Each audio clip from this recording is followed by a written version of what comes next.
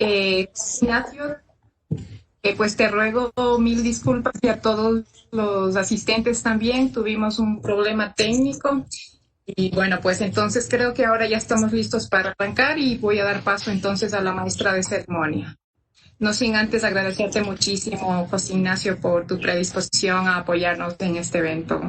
Estamos con algunos miembros de directorio del BIES y que, bueno, pues en el transcurso ya del seminario, pues van a ir haciendo preguntas y van haciendo comentarios, ¿sí? Bueno, pues mil disculpas nuevamente a todos, ¿sí? Y Fernanda.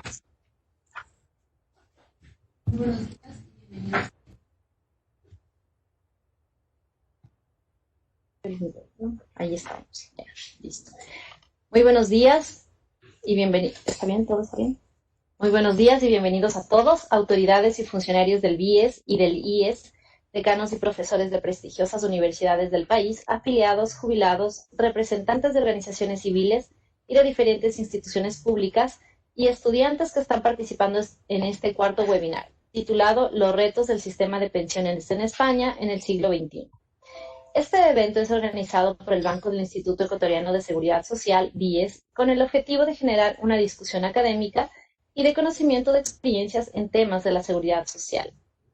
Esta es una iniciativa que forma parte de un gran proyecto académico, como es la creación de una maestría en seguridad social y de un centro de investigación para estudios de la seguridad social que permita capacitar y formar al personal del IES y del BIES y de la ciudadanía en general para afrontar los grandes retos en materias de previsión de seguridad social.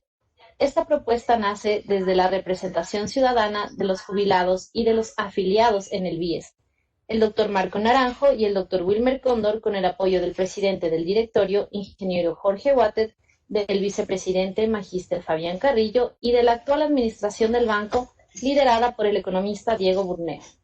Creemos que los grandes cambios, particularmente los relacionados a temas de seguridad social, se inician por diálogos y discusiones con investigadores que presenten resultados y a través de lecciones aprendidas en otros países que ya han realizado reformas estructurales. Este es nuestro cuarto seminario. El primero se realizó en julio y contó con la exposición de la doctora Margarita Belín sobre los efectos del sistema de pensiones en la micro y macroeconomía del Ecuador. El segundo fue en agosto, dictado por la doctora Noelia Bernal, quien se refirió a la experiencia en materia de pensiones en Perú, su país de origen. El tercero fue en septiembre y estuvo a cargo del doctor José Luis Ruiz, relacionado al caso de Chile. La doctora Margarita Belín nos acompaña también hoy como moderadora y presentará una breve introducción del sistema de pensiones de Ecuador para que el profesor José Ignacio Conde Ruiz de la Universidad Complutense de Madrid y quienes nos están siguiendo profundicen en el tema que nos ocupa. Las personas que tengan preguntas pueden dejarlas a través del chat. Para el caso de los funcionarios del BIES, recordarles que al finalizar del evento deberán responder a 5 preguntas. Agradecemos a todo el equipo del BIES que ha trabajado para que este evento sea posible. Sin más, dejo con ustedes a la doctora Margarita Belín, investigadora en temas de economía de las pensiones, asociada al Instituto Universitario de Análisis Económico y Social, IAES, de la Universidad de Alcalá y actualmente asesora asignada al directorio. Muchísimas gracias, Fernanda. Por favor, si me dejan compartir.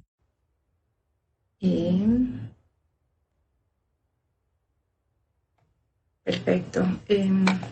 Quisiera que me den el feedback si es que están revisando. Perfecto.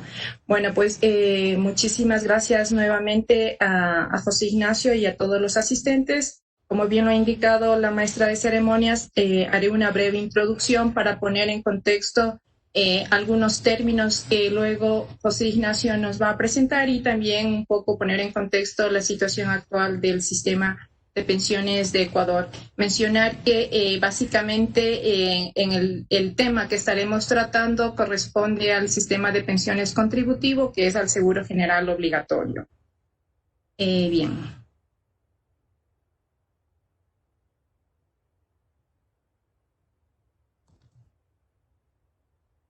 No me permite.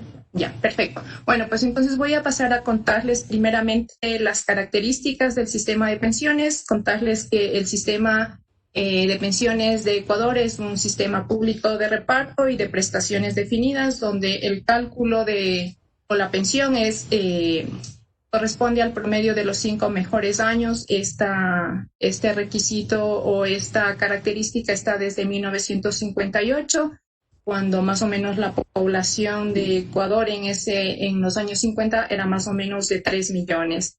Y evidentemente la fórmula de cálculo de las pensiones tiene límites en función del salario básico unificado, que como bien conoce José Ignacio y muchas de las personas que tal vez también tienen interés en temas de economía de las pensiones, la OIT recomienda que la fórmula de la pensión no esté atada al salario básico unificado por todas las consecuencias económicas y financieras que esto pueda conllevar. Bien, voy a tratar de ser un poco dinámica, didáctica es la palabra en realidad, sobre todo por el público que nos está acompañando el día de hoy.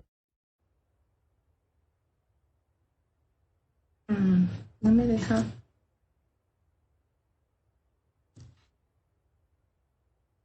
Bien, ¿es un sistema de reparto? Pues un sistema de reparto es un acuerdo intergeneracional entre los trabajadores jóvenes que están aportando hoy al IES, es decir, al Instituto Ecuatoriano de Seguridad Social, para pagar las pensiones de todos los jubilados que están recibiendo ahora su pensión. Este acuerdo intergeneracional debería estar en equilibrio y para que el sistema pueda ser sostenible en el tiempo. Pero muchos se preguntarán, ¿cómo le va a ese equilibrio aquí en Ecuador?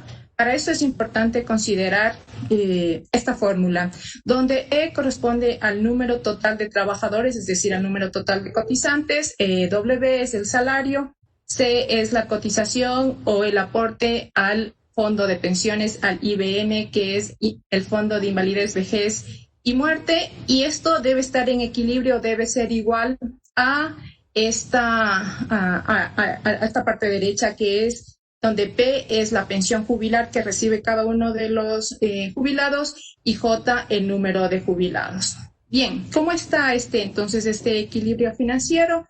Este equilibrio financiero se lo puede evidenciar aquí a través del balance financiero desde el 2012 hasta el 2019, donde la parte izquierda corresponde, o las barras de color más oscuras corresponden al ingreso por cotizaciones y las barras más claras corresponden al gasto en pensiones, o sea, tal cual como está en la fórmula. Vemos que hasta el 2014 había un superávit, pero a partir del 2015 se evidencia un déficit, ¿no? Y aquí comentarles que en el 2015 se hizo una reforma al porcentaje de cotizaciones que iba al fondo de IBM, donde más o menos de un 9% bajó a un 5% y que luego en el tiempo y esto iba a subir hasta posicionarse en el 2021 en 10.46 puntos porcentuales. Entonces eso hace que haya un déficit desde el 2015 y que esto cada vez se vaya creciendo esta brecha que hay desde el 2015 y pues obviamente en ese momento ya se debían tomar ciertas precauciones o ciertas medidas para que esto no suceda. Bien, continuando con el análisis de este desequilibrio, es importante analizar cómo está este elemento de la ecuación, que es el número de empleados que cotizan a la seguridad social. En esta gráfica se puede ver la tasa de cobertura a la seguridad social en términos porcentuales, que está calculada en función o es igual al número de contribuyentes sobre la población empleada. Entonces vemos que desde el 2007 ha ido creciendo hasta el 2014. Aquí hay una alta correlación con la bonanza que se tuvo, la bonanza petrolera, y a partir de esa caída, pues a la caída del precio del petróleo, pues también empieza a haber aquí una caída en cuanto a la tasa de cobertura de la seguridad social.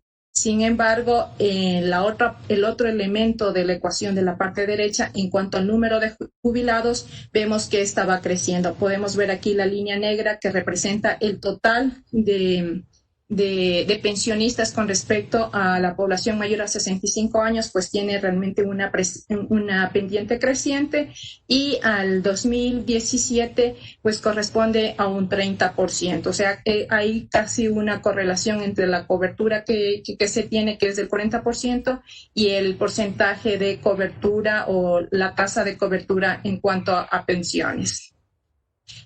Obviamente siempre es importante analizar cómo está el mercado laboral. En esta gráfica se presenta una evolución de las tasas de empleo y desempleo desde el 2007 hasta el 2020.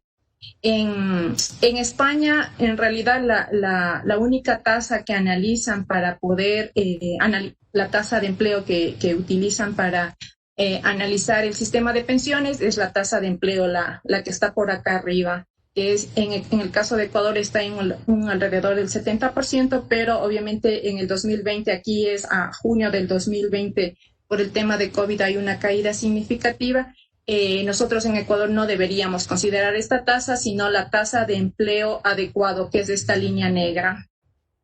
Mientras que la tasa de empleo no adecuada, que tendría una alta correlación con las personas que no están afiliadas a la Seguridad Social, ha estado por encima de casi siempre, al menos desde el 2007 hasta la presente fecha, siempre ha estado por encima de la tasa de empleo adecuado. Solamente en el 2014 la sobrepasó, y esta brecha empieza a partir de la caída del precio del petróleo, pues empieza a abrirse mucho más. Aquí hay una caída muy significativa y que, bueno, pues esperamos que esto se vaya recuperando, pero sin embargo esto de aquí es un poco preocupante y deja una tarea pues para el gobierno para crear un empleo adecuado. Bien, continuando con el análisis de ese desequilibrio al 2020, por el tema del COVID, además de esta caída del empleo, esta caída significativa, pues se han dado unos ajustes también en el salario y ha habido una caída del salario.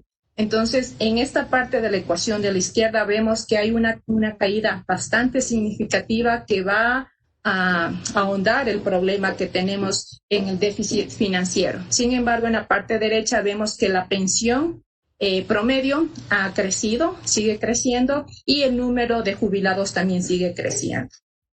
Bien, continuando con las características del sistema de pensiones de Ecuador, comentarles que la edad legal de retiro es a los 60 años, siempre y cuando el número de aportaciones, el número de años de aportaciones a la Seguridad Social sean de 30 años, o a los 65 años si el número de años de aportaciones es igual a 15 años. Es decir, en tan solo 5 años de edad, pues hay una reducción en el requisito de la mitad en el número de años o de historial de cotizaciones a la Seguridad Social. Adicionalmente, en Ecuador, el sistema de pensiones realiza 14 pagas mensuales por año, pero cotiza 12. Entonces, aquí, para ser un poco también didáctica, voy a presentar un ejemplo de más o menos cuánto es lo que ahorraría una persona bajo cierto... Voy a presentar aquí un ejemplo, cuánto ahorraría si es que trabaja 40 años y cuál sería su pensión. Bien, como la fórmula de cálculo es el promedio de los 5 mejores años, evidentemente hay ciertas otras condiciones que en este momento solamente por efectos didácticos no los considero, sobre todo porque a los 40 años una persona cobra el 100% de la pensión, entonces en este ejemplo no se lo va a considerar. En Ecuador, la cotización que hace cada uno de los empleados que están aportando a la Seguridad Social es del 20.60%, donde la contribución es tanto por parte del empleado como por parte del empleador. Dentro de este 20.60%, el empleado más o menos paga el 50%, es decir, unos 10 a 11 puntos porcentuales. Y para poder cubrir estos 4 tipos de riesgos, el fondo de invalidez, vejez y muerte, el de salud, el de riesgos laborales y el de desempleo. Como el tema que nos ocupa hoy es el de pensiones, pues solamente aquí voy a mencionar que la cotización básicamente de ese 20.60%, 10.46 puntos porcentuales, o 10.46%, perdón, va al fondo de pensiones. Entonces, vamos a asumir un ejemplo donde vamos a decir que aquí no vamos a considerar el valor del dinero en el tiempo. Vamos a asumir que el trabajador utiliza el colchón bag y vamos a asumir que una persona cuando empieza a trabajar, pues conforme va pasando el tiempo, va ganando antigüedad, pues va mejorando su salario. Entonces, una persona, en el ejemplo aquí, una persona empezaría a trabajar a los 25 años y ganaría mensualmente $400 durante los 10 primeros años, $800 durante los siguientes 10 años, $1,000 durante los siguientes 10 años y $1,500 durante los siguientes 10 años, es decir, desde los 55 a los 65 años.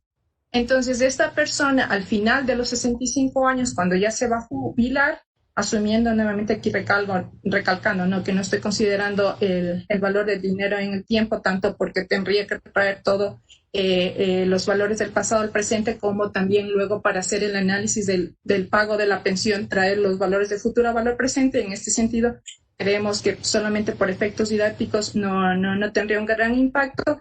El total del aporte de este trabajador al Fondo de Invalidez, Vejez y Muerte durante 40 años sería aproximadamente de $46,442.40. Podríamos hacer también este otro ejemplo, que sobre todo por un ejemplo que salió en uno de los medios de comunicación, que la persona gana durante los 40 años $1,500. Ahí su aporte al fondo IBM sería de $75,312, es decir, casi el doble, considerando el ejemplo anterior. Sin embargo, de acuerdo a la fórmula de cálculo de la pensión, la persona se jubilaría a los 65 años con una pensión de $1,500, porque la fórmula considera tan solo los 5 mejores años.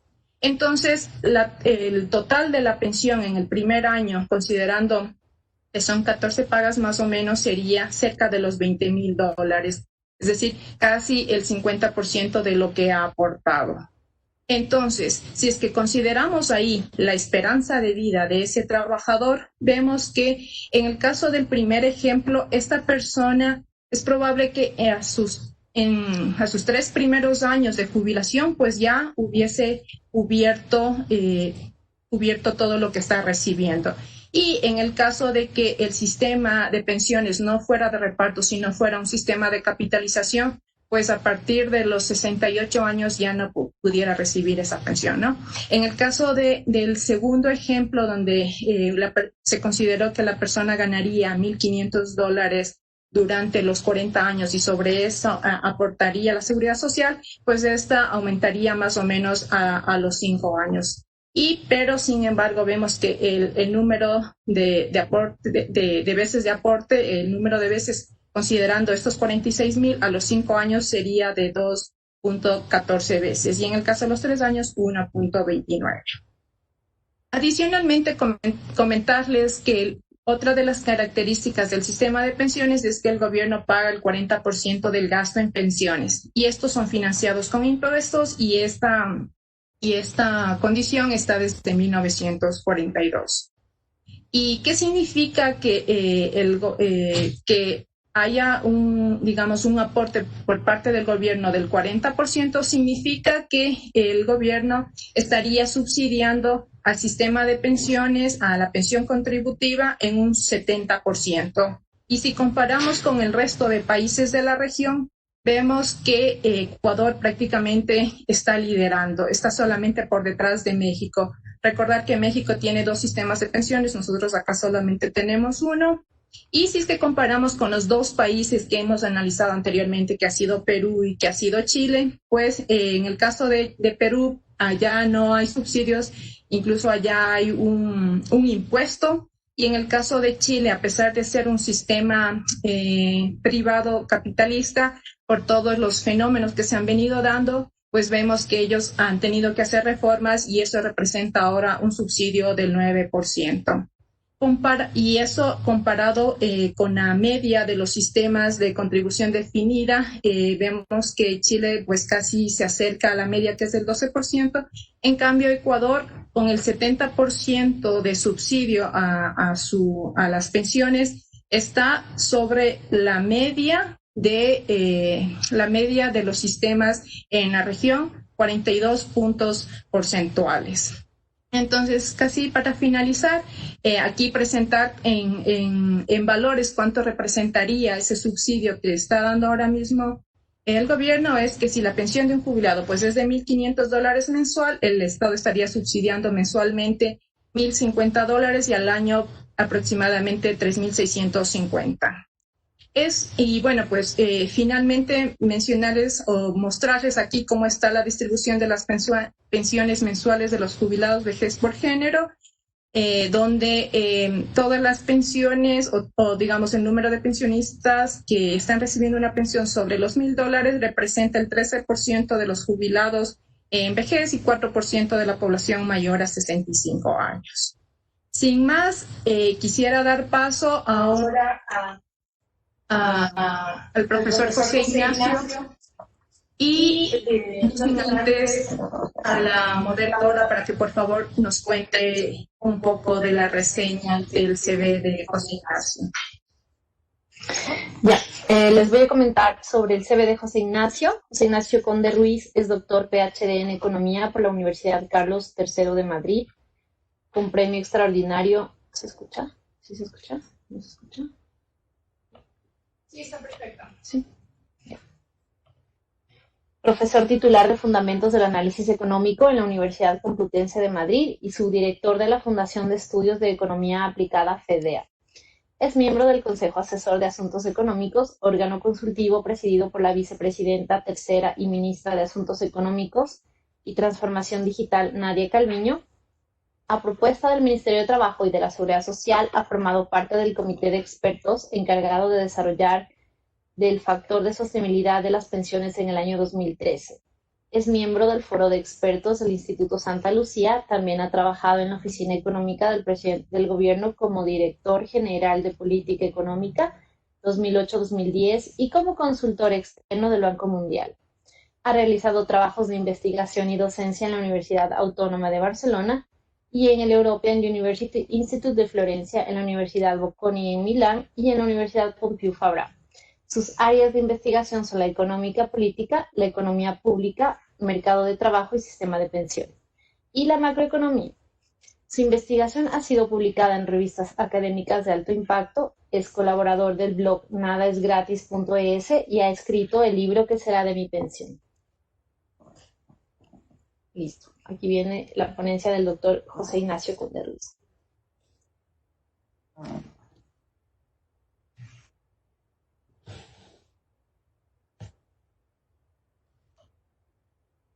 José Ignacio. Sí, a ver, hola. Sí, si puedes compartirla. Sí, a ver ahora. Sí, mira. No, está prendida. Perfecto. Sí. Vale, ahora, ¿no? Sí. La veis, ¿no? Bueno, muchísimas gracias. Muchas gracias por la invitación. Para mí es un honor estar aquí con vosotros. Muy interesante vuestro modelo, el modelo ecuatoriano. Bueno, voy a contar un poco el sistema español, los retos que tiene, etcétera, y bueno, intentaré en la medida de lo posible hacer alguna comparación, ¿no?, con el sistema ecuatoriano que nos ha explicado muy bien Margarita, que por cierto, muchas gracias por la invitación. Ya te vi aquí en la Universidad de Alcalá de Henares ya hace un año, creo, casi, con esto de la pandemia, ¿no? Y bueno, vale, pues entonces vosotros me podéis interrumpir en cualquier momento, etcétera, ¿no? Yo voy a ser bastante transparente, bastante claro, voy a explicar un poco los problemas que tiene el sistema español, en qué medida todavía quedan muchos retos por hacer. Vais a ver ahora que todavía nos encontramos en una situación que demanda reformas del sistema, como yo creo también el modelo ecuatoriano, en nuestro caso por unas razones completamente distintas a las vuestras, pero al final los sistemas de pensiones de reparto, como trataré de explicar en un momento, al final están sujetos a una reforma continua del tiempo, ¿no?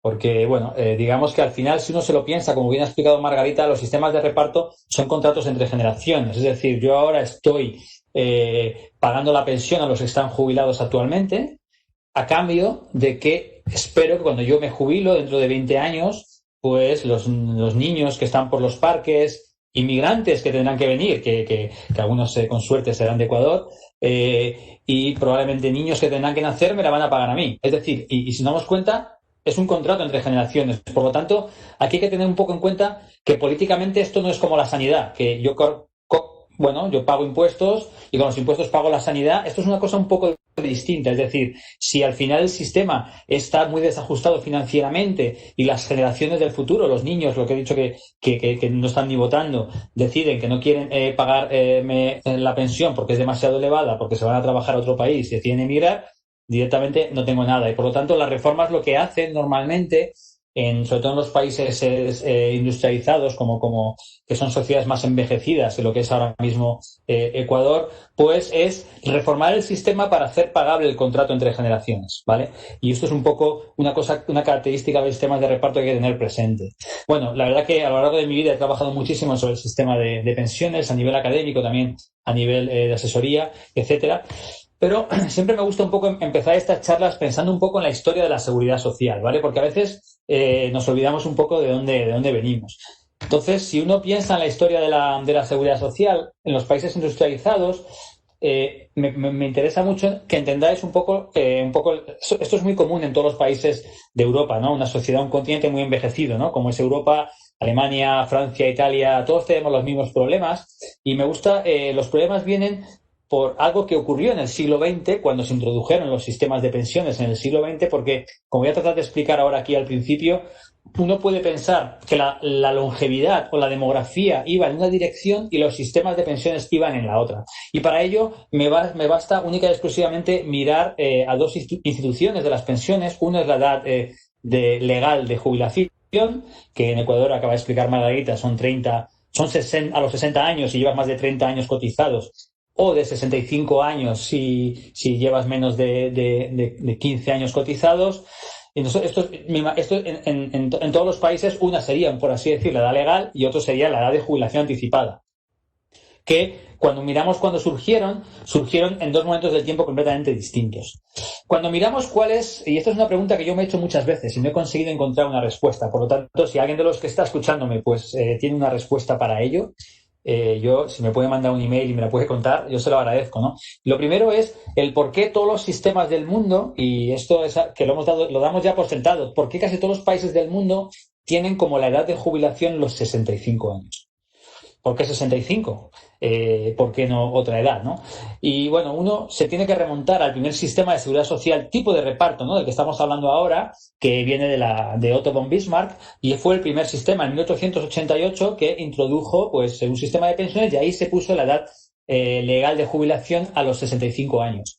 La verdad que me puse a investigar el por qué esto era así, por qué 65 años, y encontré un artículo, un paper de un historiador que la verdad que me gustó mucho encontrarlo, aunque luego lamentablemente, la historia que voy a contar, otro historiador ha dicho que no es del todo cierta, ¿no? Este historiador lo que decía era que Otto von Bismarck, cuando introdujo el sistema de pensiones en Alemania, no sabía qué edad poner y pensó, a ver, si pongo 65 años, todos los competidores electorales a los que yo me tengo que enfrentar se tienen que jubilar y yo soy el único que me puedo presentar a las elecciones, ¿no? Bueno, pues una explicación como otra cualquiera.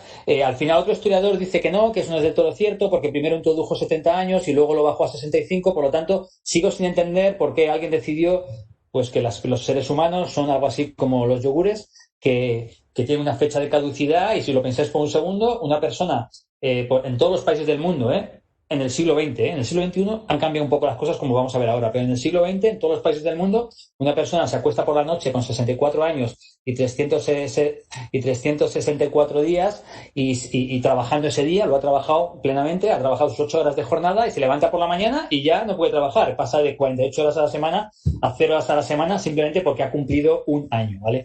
Esto es una cosa que no deja de ser extraño, ¿no? Entonces me remonto y digo, vale, se introdujo a principio de siglo en todos los países, en España, Alemania, Francia, Italia, todos los países introdujeron la edad de 65 años. En los primeros sistemas de pensiones, que bueno, en algunos casos no eran muy gremiales, etcétera, y uno analiza qué significaban los 65 años cuando se introdujeron los sistemas de pensiones. Y básicamente en esa época, a principios del siglo pasado, la esperanza de vida estaba en torno a los 50 años, solo el 45% de cada generación alcanzaba esa edad, y aquellos que tenían la suerte en ese momento de alcanzar esa edad de 65 años sobrevivían 11 años, ¿vale? Este era el mundo donde se introdujeron las cosas. Aquí tenemos para los países que lo vemos, que se puede analizar, ¿no? Que tengo aquí, pues un poco esa es la idea, ¿no? ¿Qué ocurre? Que luego, en los años 70 y los años 60, a pesar de que la longevidad estaba aumentando, pues muchos países se enfrentaron a las reconversiones industriales. En España fue un poco más tarde, fue en los 80, ¿no?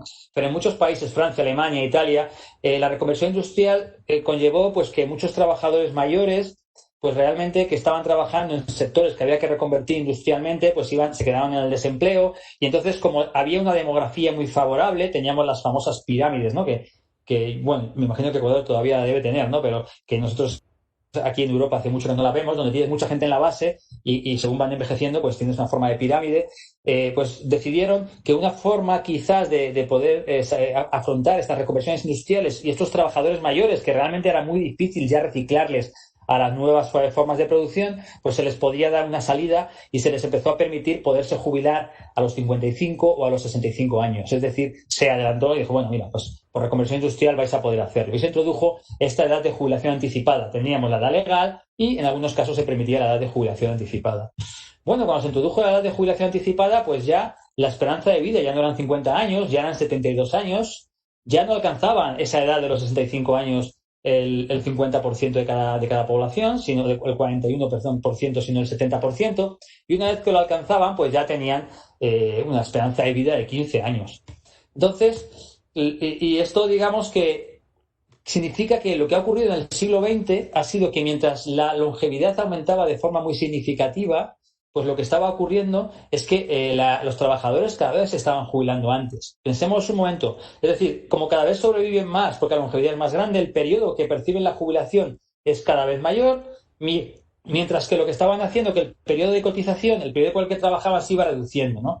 De tal forma que si uno mira lo que ha pasado en los trabajadores, en media, en todos los países europeos, es que así como el periodo que el trabajador está jubilado aumentó en 10 años, 4 años eran únicamente debido a la longevidad y 6 años era gracias a que el sistema de pensiones, con las jubilaciones anticipadas, les estaba dejando jubilarse anticipadamente. Uno puede entender que si tú tienes un sistema en el cual cada vez vives más y cada vez percibes una pensión por más tiempo, ¿no? Y al mismo tiempo el sistema te permite cada vez salir antes del mercado laboral, pues nos encontramos que empezamos el siglo XXI todos los países europeos con unos problemas de sostenibilidad de las pensiones inmensos, ¿no?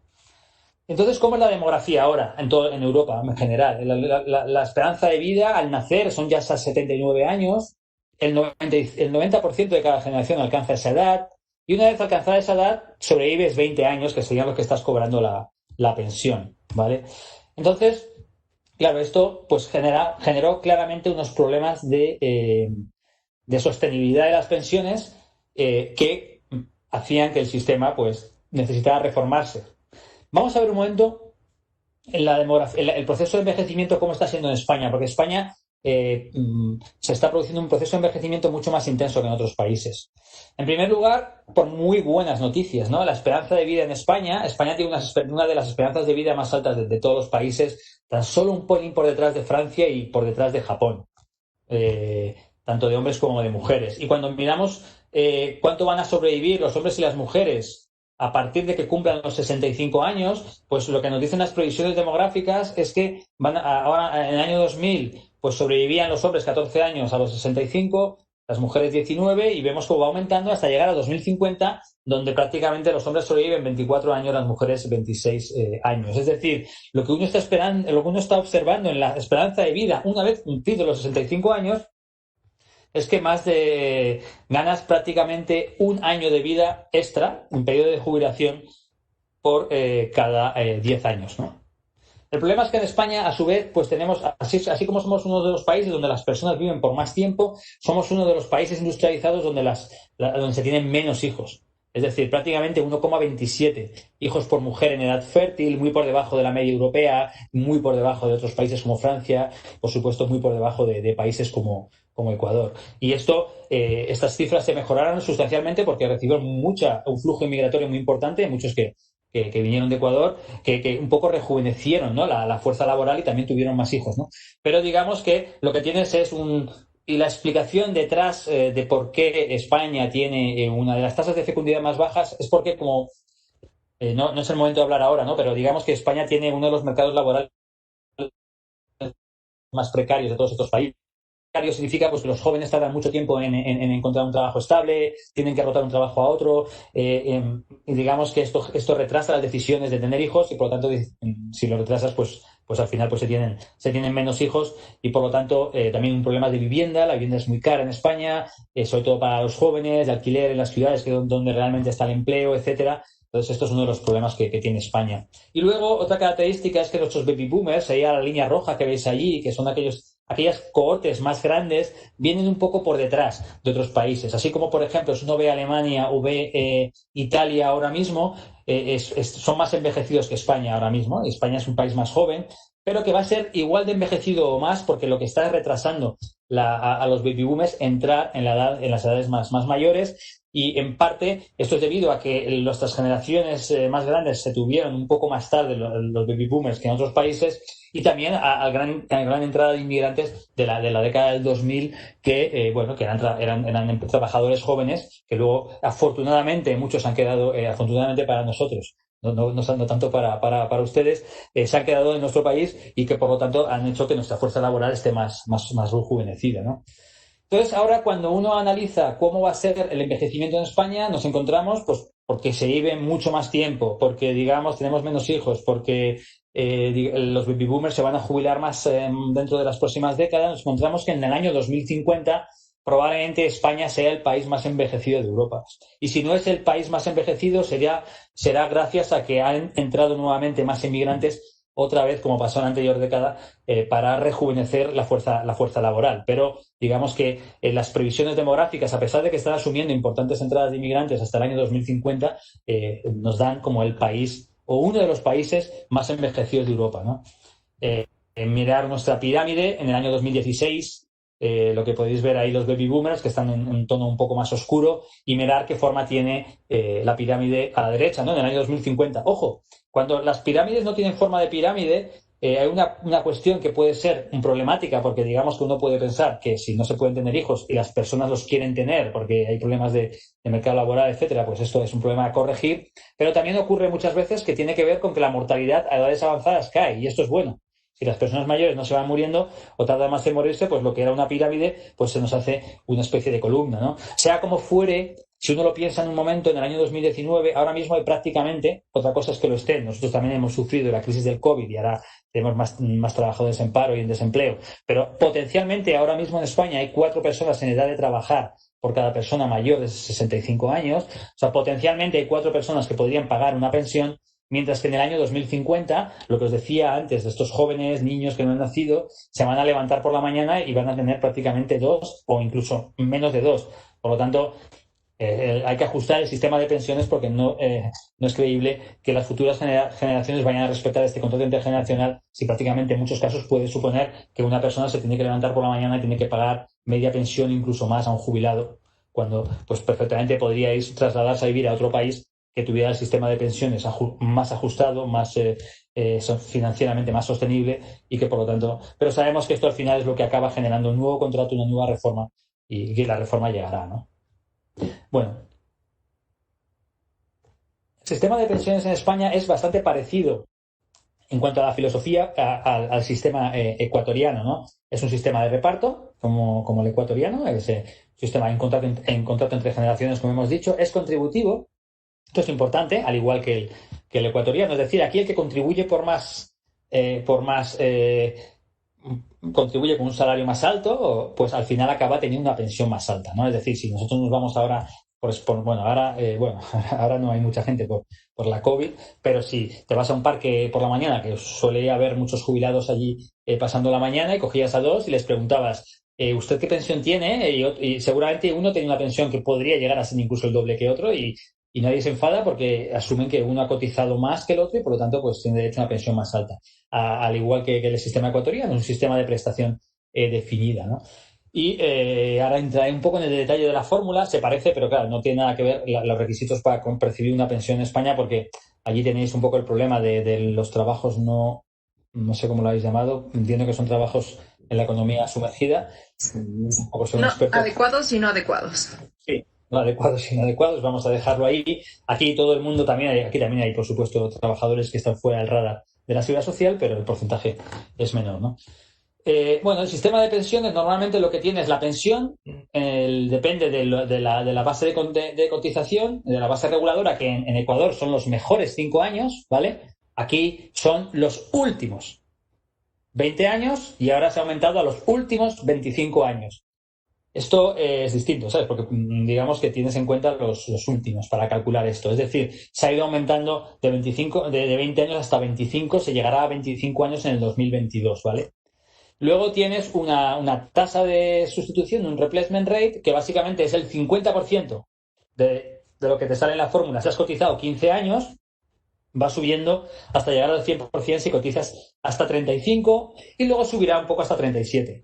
Y luego hay un penalty por jubilación anticipada, es decir, si tú te jubilas anticipadamente antes de la edad legal, que antes de la reforma de 2011 eran 65 años, tú te jubilas un año antes, tienes una penalización que puede ser del 4%, del 6%, del 7% o del 8%, incluso en función de la antigüedad que los años cotizados que tengas. Es decir, aquí no es como en Ecuador, que se permite jubilar los 60 o 65, sino que puedes elegir entre 2 años antes con una penalización que depende de los años que hayas cotizado.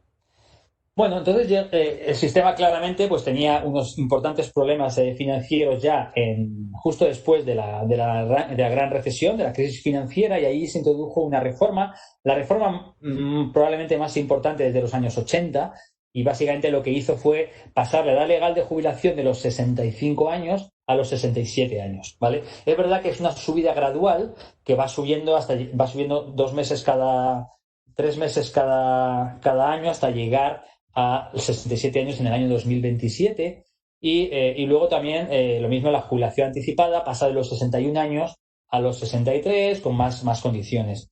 Esta reforma fue bastante importante porque digamos que cuando tú consigues que la gente retrase un año la edad de jubilación, lo que consigues es que esté un año más cotizando y un año menos percibiendo la pensión. Esta es la reforma más importante del sistema. La anterior importante se introdujo en los años 80 porque en España lo que estaba pasando, yo no sé si pasa en Ecuador, pero yo creo que a la luz de lo que ha mostrado Margarita, tampoco quiero dar malas ideas, pero hay un fenómeno que se produjo en España en los años 80 que se llamaba la compra de pensiones. Lo que ocurría es que como contaban solamente los 2 últimos años a la hora de salarios, pues la gente lo que hacía es que pactaba con su jefe o con quien pudiera. Mira, págame lo máximo, porque da igual, aunque sea yo lo pago de mi dinero, pero así yo tengo luego una pensión máxima.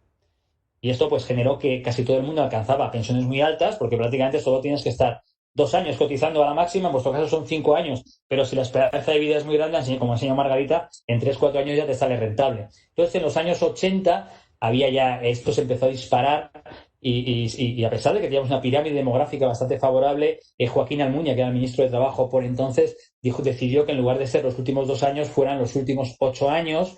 Se montó unas huelgas federales en España tremendas, porque, bueno, claro, esto al final es complicado de meter políticamente. Y esa reforma fue bastante importante, se pasó de 2 a 8, ya estar 8 años pagándote tú un extra ya era demasiado, 2 años se lo podrías mantener, pero y luego pues ha ido pasando de 8 a 15, 20 y ya estamos ahora en 25, ¿vale? Pero siempre los sindicatos solicitan los 25 mejores, etcétera. Al final, pues bueno, por ahora estamos así, ¿no? Pero es la reforma más importante. Lo que ocurre es que simplemente resolvió la más importante del año 85, que es la que os he mencionado anteriormente, la compra de pensiones.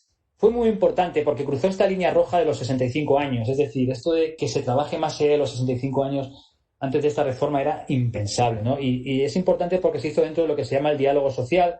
Yo no sé si existe en Ecuador, pues básicamente son acuerdos que hacen empresarios, representantes de los trabajadores y de los empresarios, con el gobierno normalmente se sienta con ellos, intenta buscar acuerdos, ¿no?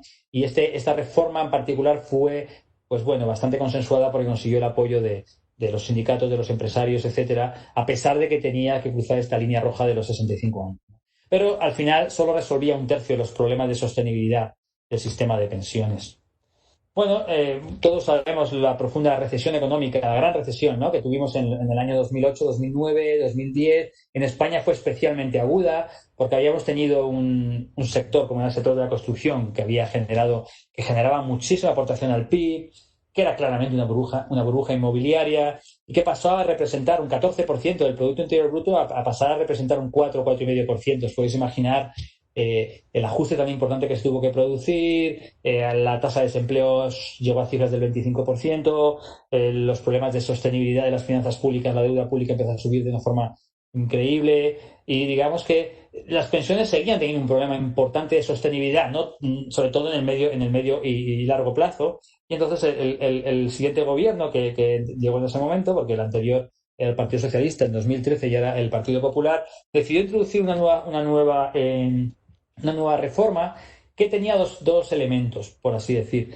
Tenía un factor de sostenibilidad y un índice de revalorización de las pensiones. Yo no sé en Ecuador cómo se revalorizan las pensiones, ¿se revalorizan con el IPC o no? Es con el IPC un poco, pero está establecido un porcentaje. Antes Ecuador, recuerda, no era dolarizado. Estamos dolarizados desde el año 2000 y entonces obviamente toda la gente que se jubiló en esos años y hasta el 2007 pues tenían realmente unas pensiones muy paupérrimas. Entonces en ese año se establecieron unos porcentajes para poder revalorizar y ahora básicamente ya está en función pues del salario. Y el salario acá no se considera la productividad, es un poco en función de la inflación y hay un Consejo Nacional que determina el crecimiento del salario. Entonces aquí es en función del salario básico unificado, hay un mínimo, entonces por decirte, dependiendo del número de años que han cotizado, pues no puede ser menor al 0.5% del salario básico unificado, que ahora mismo está en $400. O sea, la pensión mínima es de $200 y un máximo que es de 5.5 veces, que es más o menos $2.250. Esos son los techos. Ok, pues muchas gracias. Sí, entonces nosotros, bueno, esta reforma vino consensuada con un comité de expertos que, como ha mencionado, yo tuve el honor también de participar, ¿no?, en la propuesta que hicimos. Y bueno, digamos que propusimos dos cosas. Uno es un factor de sostenibilidad, que básicamente la idea, esto existe en muchos países, sobre todo en países que han sufrido el envejecimiento. Como hemos dicho, España va un poco por detrás del envejecimiento y por lo tanto este factor de sostenibilidad que ahora mismo está suspendido, es decir, no se está aplicando en España, pero en ese momento se aprobó, lo que hace básicamente es hacer lo siguiente. Imaginemos, por ejemplo, una madre y una hija, ¿vale? Imaginemos que nacen, que se empiezan a trabajar exactamente el mismo día, con la misma edad, perdón, no el mismo día, sino la misma edad, una antes que la otra, se jubilan exactamente con la misma edad, por lo tanto han tenido el mismo salario y por lo tanto cotizaron exactamente lo mismo, pero resulta que la hija va a vivir más tiempo que la madre porque la hija viene de una generación más joven que tiene una longevidad más alta. Entonces el sistema lo que dice es, para que perciban exactamente lo mismo, digamos que la hija tiene que percibir un pelín menos cada año, un poco menos cada año, para que a lo largo de toda su etapa de jubilación perciba lo mismo que la madre. ¿Vale? Simplemente esto es lo que es un factor de sostenibilidad, que si aumenta la esperanza de vida de una generación, le bajas un poco la pensión anual para que, digamos, que evidentemente si el trabajador quisiera evitar esa caída en la pensión porque aumenta la longevidad de su generación, pues lo que tiene que hacer es trabajar a lo mejor un año más, un poco para compensar esta caída, ¿vale? Este factor de sostenibilidad también va hacia atrás, es decir, si la esperanza de vida cayera, automáticamente subirías la pensión, ¿vale? Lo que pasa es que nadie quiere que le caiga, porque eso implicaría que la esperanza de vida está retrocediendo, ¿no? Pero digamos que esto fue la primera cosa que propusimos, bastante obvia, porque digamos que bueno, pues que estaba en otros países, solo había que copiarlo en otros países y introducirlo en España, ¿no? Y lo segundo ya es un poco más, esto es un poco más complicado. También quizás es más de política española, pero bueno, lo voy a explicar aquí, pero tampoco os preocupéis si no llego a explicarme bien, porque es un poco más. Nosotros lo que dijimos era, hasta este momento las pensiones se actualizaban con la inflación, ¿vale? Por lo general, bueno, durante el año 2009 se congelaron con la recesión económica, una de las medidas para que el Banco Central Europeo al final apoyara, ¿no?, la compra de deuda pública. Bueno, vamos a dejar un poco este tema ahí. Entonces, nosotros dijimos, mirad, nosotros creemos que el sistema se tiene que revalorizar como se quiera, es decir, los parlamentarios tienen que decidir si lo quieren revalorizar con las pensiones o no, que decidan nosotros como expertos, luego os cuento cómo quedó la reforma, ¿no? Pero lo que es importante es que se respete una restricción presupuestaria intertemporal, que no voy a entrar en los detalles de la fórmula, que es muy fea, pero básicamente lo que nosotros proponíamos como expertos, tampoco habíamos descubierto nada, tampoco es que nos pagaran nada por hacerlo, pero digamos que la idea es que si un gobierno quiere subir, por así decir, revalorizar las pensiones si un gobierno que tiene un sistema de pensiones que está en déficit en déficit a lo largo de un periodo de 11 años, no un déficit de un año, que eso puede ocurrir, sino que estructuralmente tiene un déficit estructural que se ve en 10 años, quiere subir las pensiones por encima de la inflación, bueno, lo puede hacer, pero tendrá que dotar al sistema de más ingresos o proyectar ingresos que va a meter al sistema para poderlo financiar. No puede ser que lo subas y que luego el déficit te aumente. O puede introducir reformas por la parte del gasto que hagan que el sistema en los próximos 10 años sea sostenible y por lo tanto le dé margen para aumentarlo con el IPC. Bueno, al final el gobierno en ese momento lo que decidió es decir, nos gusta la fórmula esta que habéis introducido los expertos, nos gusta esta fórmula de que los ingresos tienen que ser iguales al gasto a lo largo de un ciclo económico con unos mecanismos un poco así de mecanismo de corrección de error, etcétera. Pero vamos a hacerlo de la siguiente forma. Si los ingresos son inferiores a los gastos, yo voy a subir las pensiones un 0,25%. Solo. Da igual cuál sea la inflación. Mientras que si están por encima, pues yo lo que voy a hacer es pues que podrán subir el IPC más, el IPC sería la inflación más hasta un máximo del 0,50%.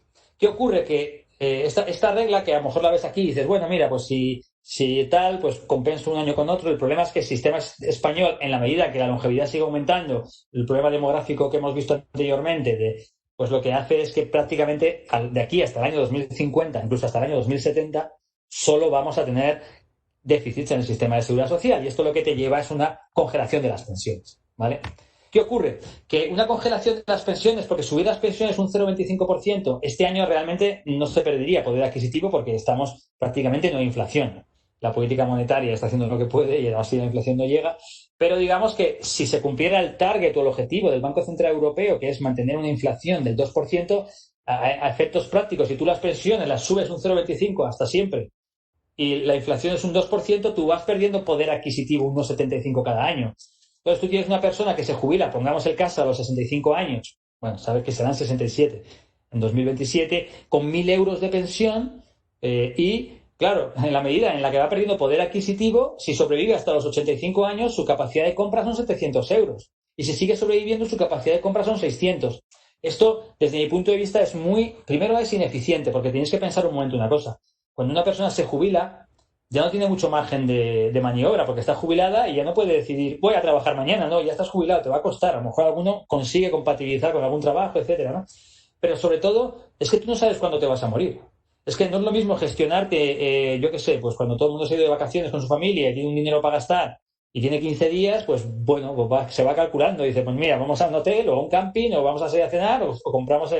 Pero yo tengo 15 días que me tengo que organizar. Tú con tu supervivencia no sabes cuándo te vas a morir. Y te entra mucha angustia a pensar, es que si sobrevivo mucho, resulta que cada vez puedo comprar menos cosas, ¿cómo me aseguro yo frente a esto? Yo voy a un banco, le pido un crédito que me dé una cosa que es creciente, son productos financieros muy complejos que no existen y por lo tanto esto es ineficiente. Pero a mí, que sí he sido muy contrario a esta reforma desde siempre, lo que más me llamaba la atención es que decía, es que esto además no solamente es una cosa que es ineficiente, por así decir, e injusta si quieres, ¿no? Es que si tú crees que no, lo que es políticamente inestable, porque tú tienes que tener en cuenta lo que significa el envejecimiento en España. Significa pasar de 9 millones de jubilados a pasar a 18 millones de jubilados.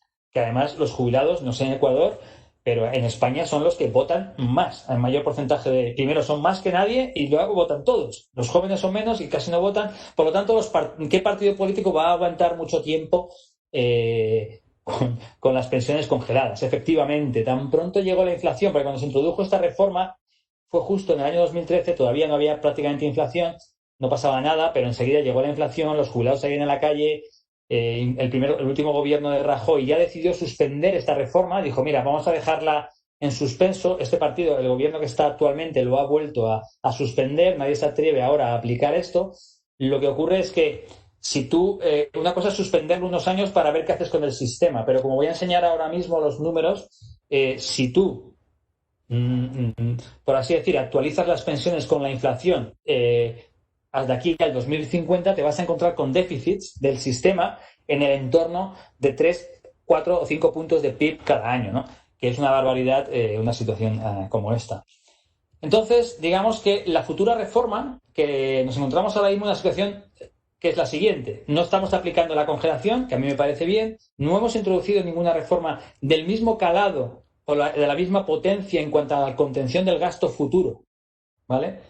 que implicaría la congelación de las pensiones, y ahora España tiene que tomar la decisión de qué hacer. Por ahora simplemente está suspendiéndola, pero en el momento en el que decidiera eliminarla completamente, ¿sabes lo que implica esto? En los mercados internacionales implica que España, que tiene una deuda, unos déficits futuros del sistema de pensiones que ahora están congelados, ahora son unos déficits manejables gracias a que el modelo te dice que se ha suspendido este año, pero que se va a seguir aplicando la reforma 2013. En cuanto la quitas, te van a aumentar los déficits desde ahora hasta el año 2050, que traído a día de hoy, pues te va a suponer pues un mayor estrés sobre las finanzas públicas, que imaginaos cómo están ahora con esta maldita crisis, ¿no?, de la COVID que estamos viviendo, ¿no?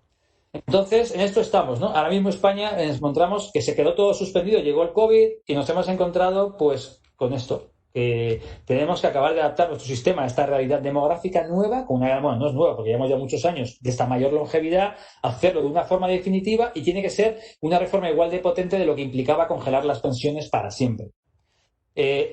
Simplemente para que entendamos, tampoco voy a meter mucho en technicalities porque tampoco es necesario, pero yo creo que lo vais a entender sin olvidaros un poco las fórmulas que hay aquí. Pero básicamente nuestro factor demográfico lo que nos dice es que la población de más de 65 dividida por la población en edad de trabajar, me da igual el ratio que ponga 16,64 o 16,66, se va a multiplicar por 2. Esta fórmula de aquí es una identidad contable, es decir, aquí lo que hay a un lado es igual de lo que hay al otro. No es una fórmula. A veces los economistas nos acusan de que usamos fórmulas que nadie entiende para decir lo que queremos, pero realmente esto es una identidad contable. Si tenéis un poquito de paciencia y vais tachando cosas de un lado a otro, os encontráis con que es una identidad contable. ¿Qué ocurre?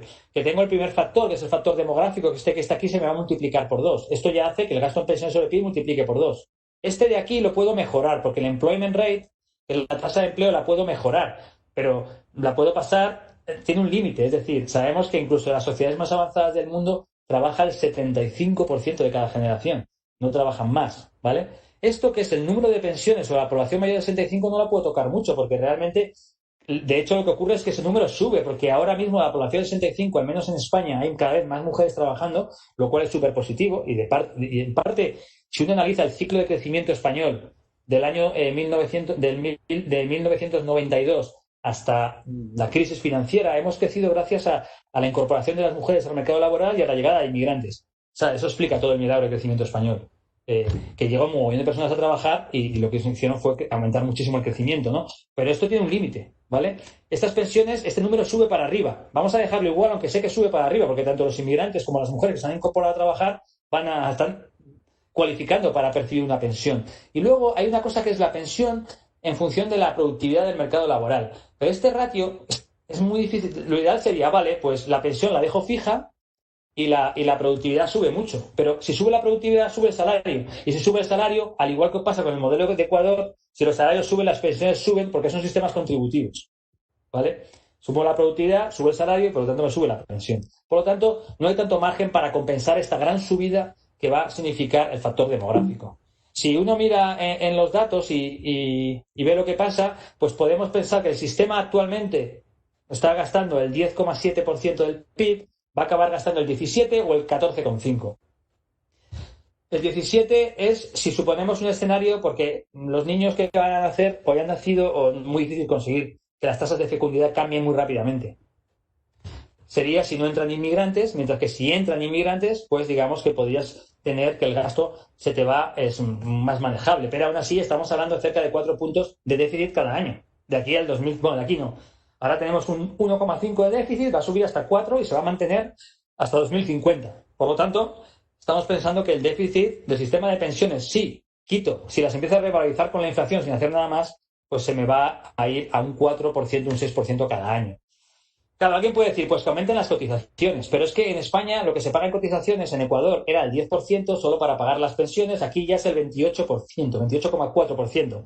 ¿Qué quieres subirlas? Más con los problemas de tasa de paro que tenemos, imposible, ¿no? Ahora va una cuestión. Ecuador paga un 40%, si entendí bien, con recursos del Estado a las pensiones, ¿vale? Nosotros, ahora mismo el Estado está aportando, ¿vale? Pero digamos que aquí hay un tema.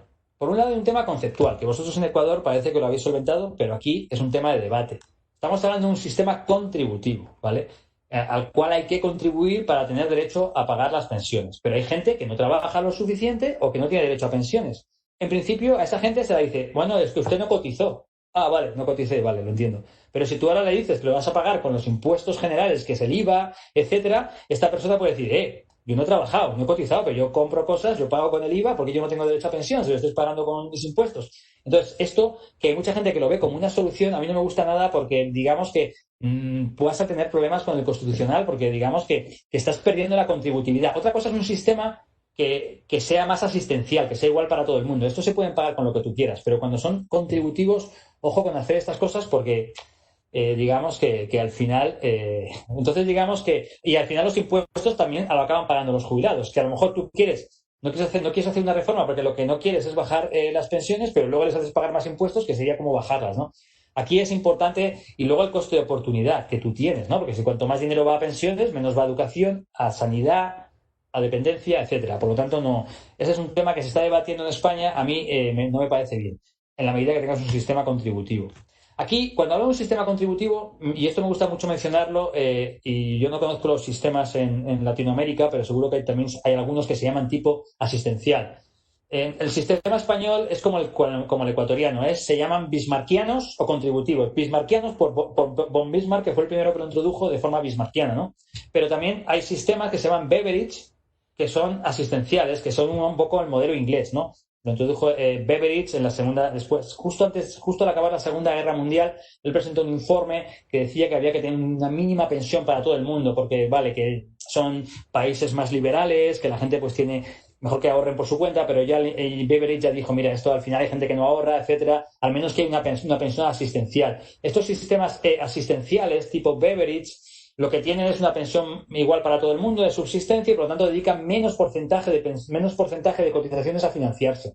Son más fáciles de financiar porque es lógico, porque tú no le puedes cobrar a un trabajador un 28% de cotizaciones y luego decir que eso es para pagar una pensión asistencial baja y que luego él tiene que ahorrar. ¿Cómo va a ahorrar si ya le has cogido? Entonces, digamos que el sistema bismarckiano deja menos espacio de capacidad de ahorro, mientras que el Beveridge sí, y por lo tanto eso está ahí, ¿no? Porque hay algunos que sostienen que en España quizá la solución sea que las pensiones máximas las bajamos, que todo el mundo reciba la misma pensión asistencial, pero esto requiere hablarlo y no hacer un poco como ocurre en España. Yo no sé en Ecuador, no soy tan experto del sistema. En España hay una pensión máxima y una pensión mínima, como en Ecuador.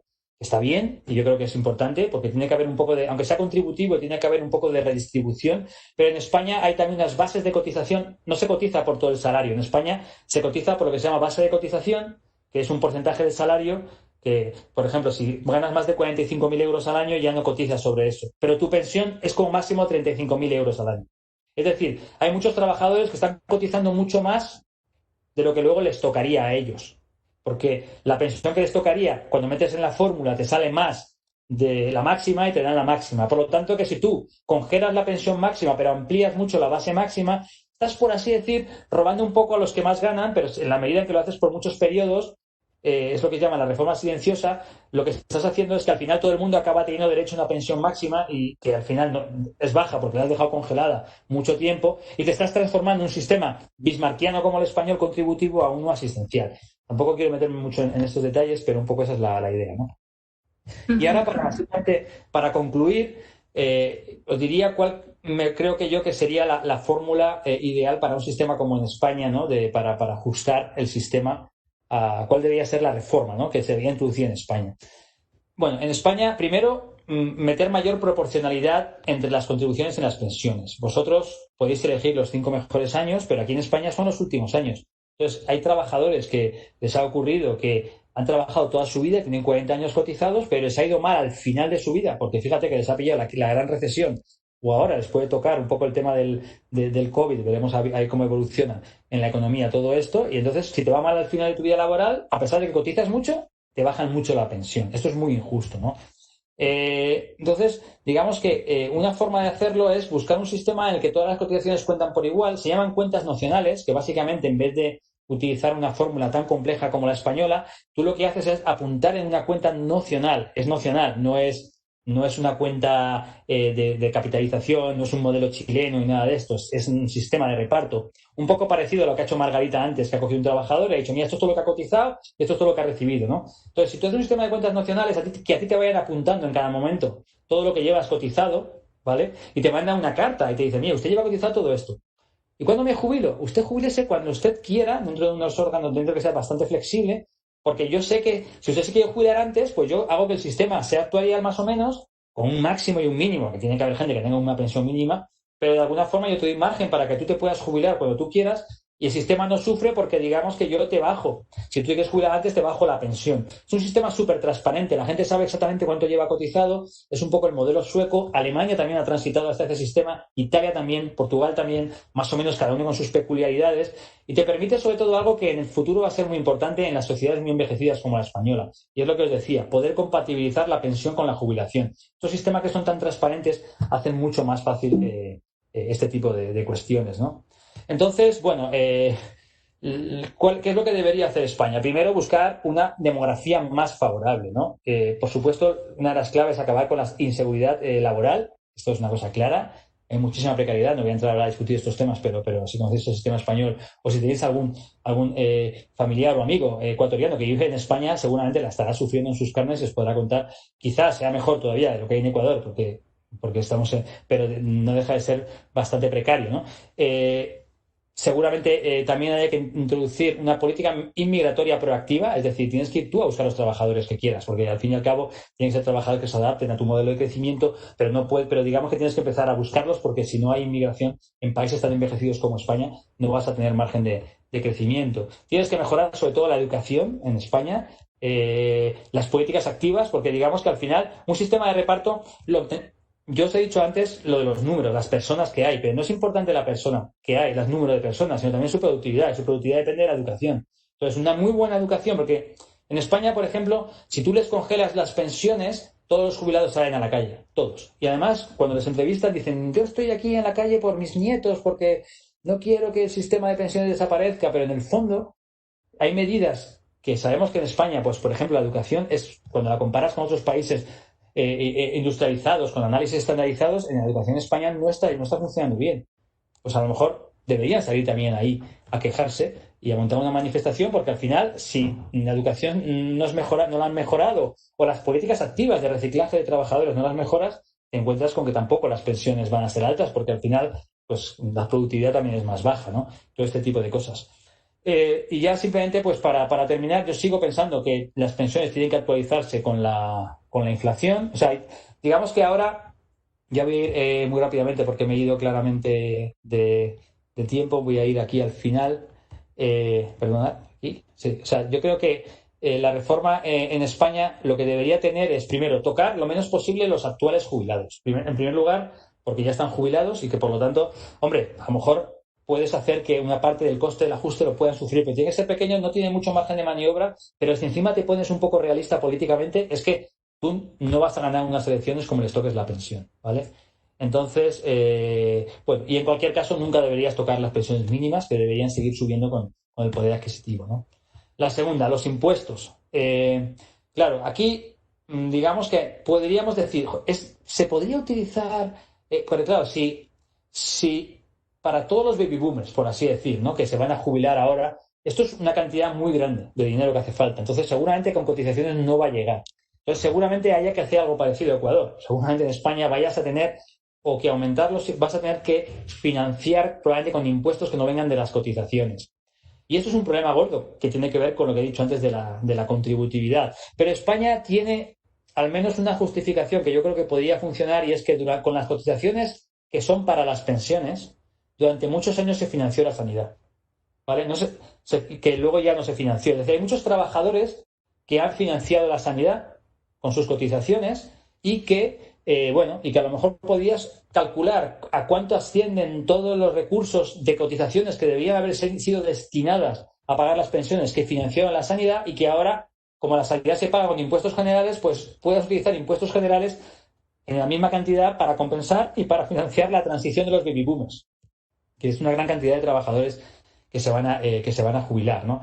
Esto es porque seguramente va a ser necesario algún tipo de ajuste ahí. Y luego, por último, lo que tendrías que pensar es este nuevo sistema, a partir de qué edad lo vas a aplicar. Es decir, seguramente tendrías que decir, bueno, los trabajadores de menos de 50 ya no se van a jubilar con el sistema actual, sino con este nuevo sistema de cuentas nacionales, que en lugar de hacer lo que hace la congelación te da una pensión en alta que te iba bajando con la con la supervivencia, ahora yo te digo, mira, en lugar de darte esta pensión, te voy a dar una pensión un poco más baja, pero que me hace que el sistema sea sostenible, pero te la voy a respetar hasta el día de tu fallecimiento. Y además te doy la posibilidad de que si quieres y quieres trabajar por más tiempo, quieres compatibilizar la pensión con el trabajo, puedas evitar esas caídas en la pensión inicial.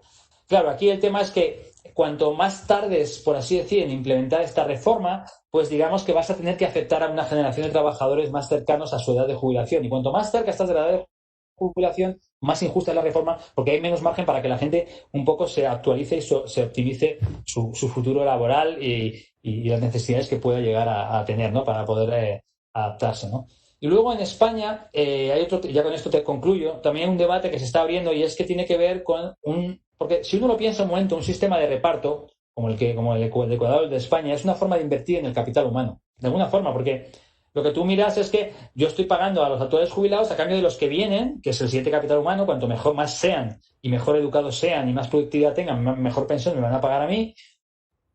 Pero si uno lo piensa desde el punto de vista de eficiencia, lo ideal es que si la producción se produce con capital humano y con capital físico, pues igual podría tener sentido un segundo pilar. O sea, yo no estoy a favor del modelo chileno de tener como principal pilar el modelo de capitalización, pero sí como un segundo pilar que tengas un sistema de capitalización. El primero es el sistema de reparto, luego tienes un sistema de capitalización que hace que puedas invertir en el capital humano con el de reparto, en el capital físico con el de capitalización, y aquí se está pensando un poco a raíz de las tesis de Richard Thaler, ¿no? Del behavioral economics, ¿no? De cómo a la gente hay que hacer un poco pensando en el modelo inglés. El modelo inglés, el Nest, lo que hizo es coger a los trabajadores y se retiró un porcentaje de su sueldo.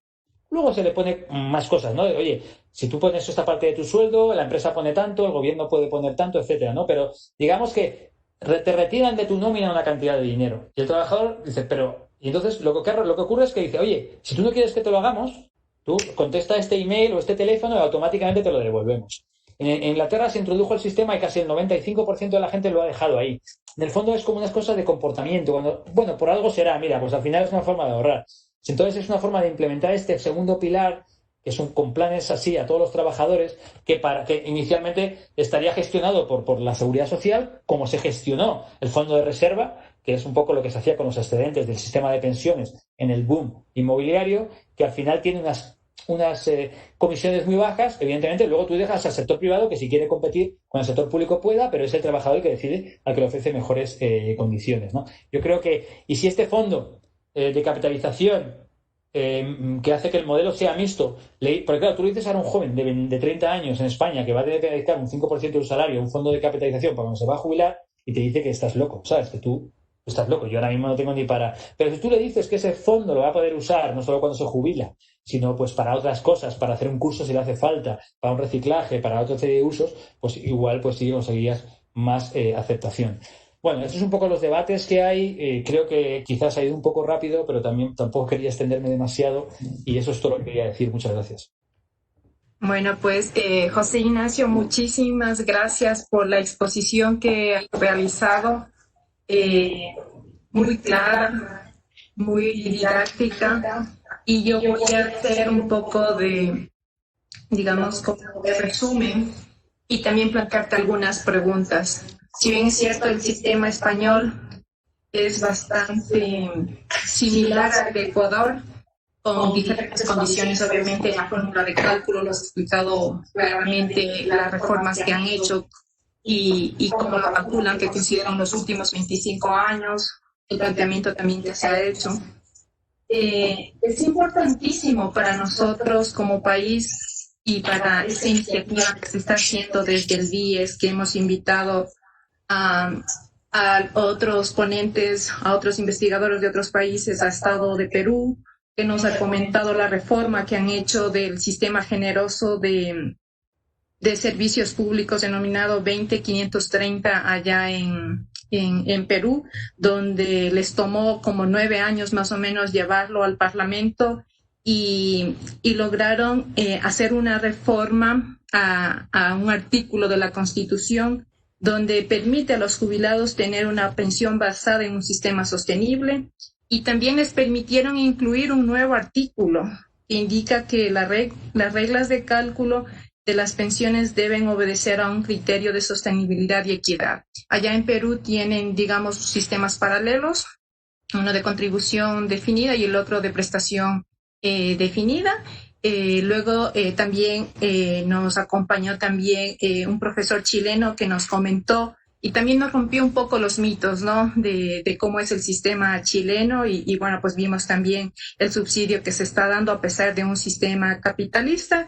Y bueno, pues este ciclo de ronda o este ciclo de seminarios, cerrarlo también con un caso bastante similar al de Ecuador con el de España. El siguiente mes tendremos una presentación de cuál es el costo de pasar de la informalidad a la formalidad, que ese es el problema que tenemos acá en los países latinoamericanos, que eso está un poco atado a lo que es a la tasa de empleo adecuado y no adecuado. Es un poco atado a la informalidad, si es que estoy aportando o no a la seguridad social para luego poder tener una pensión, y el concepto es bastante diferente.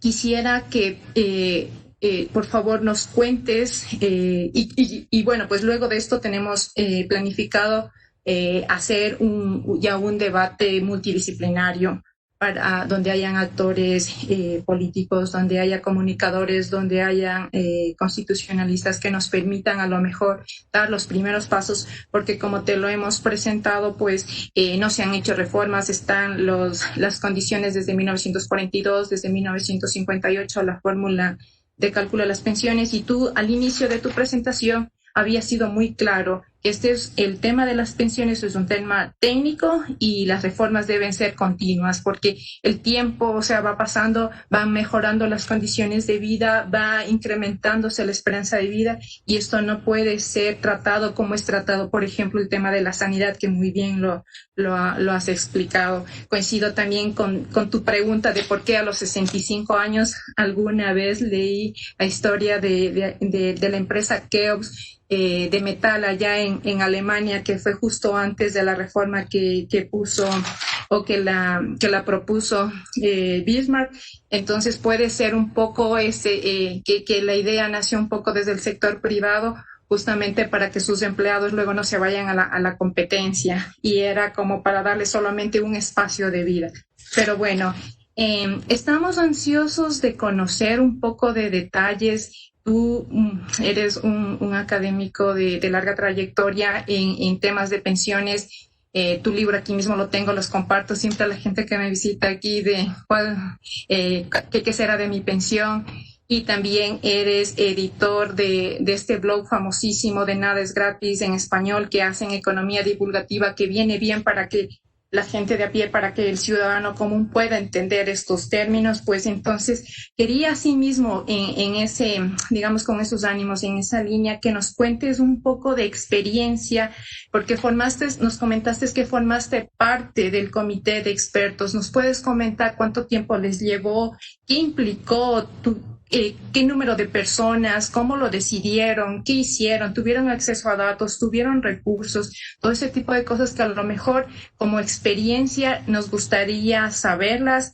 ¿Y qué lecciones podrías decirnos? Los has dejado planteados muy claramente un poco los pasos que debería hacer para las reformas en el caso de España. En el caso de Ecuador, yo creo que en general en el mundo estamos, los que están estudiando economía de las pensiones, pues tienen ciertos puntos en común y bueno, y creo que todos coinciden en que hay que hacer reformas, ¿no? Unos países están adelantados, otros no, y están constantemente aprendiendo. En esta mañana he aprendido muchísimo y te agradezco por toda la sinceridad con la que has contado y con la claridad también que has contado el tema de España. Sí, bueno, a ver, yo creo que al final, tal como yo veo el tema de las pensiones, digamos que es un problema más político que económico, desde mi punto de vista. Cuando hablas, y tú conoces también a muchos académicos españoles, a Juan Francisco Jimeno, etcétera, cuando hablamos entre nosotros, realmente es bastante el problema es bastante sencillo, por así decir, ¿no? Dentro de su complejidad.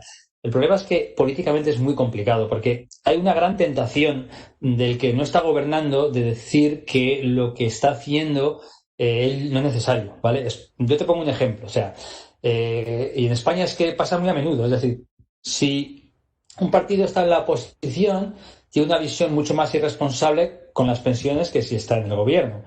De tal forma, es como que no puede dejar pasar esa oportunidad de robarle votos a, por ejemplo, si tú propones una reforma de que hay que alargar la edad de jubilación y otro dice, no es necesario eso no es verdad, eso no es necesario. Y para que te hagas una idea, por ejemplo, en España se generó un debate, porque aquí tenemos tenemos como un ministro de Seguridad Social, otra ministra de Trabajo, está separado. El ministro de Seguridad Social estaba proponiendo un poco alargar la edad de jubilación, que un poco parece que es el camino, ¿no?, que deben seguir las sociedades tan envejecidas como la española, y la ministra de Trabajo decía que esto pues generaría problemas porque son de dos partidos distintos, ¿no? Generaría problemas porque si los mayores se retiran más tarde, esto va a generar un problema de empleo para los jóvenes. Y esto lo dices en la tele y todo el mundo dice, pues tiene sentido, claro, si la persona mayor trabaja más tiempo, pues no se va, pues entonces el joven no tiene oportunidades.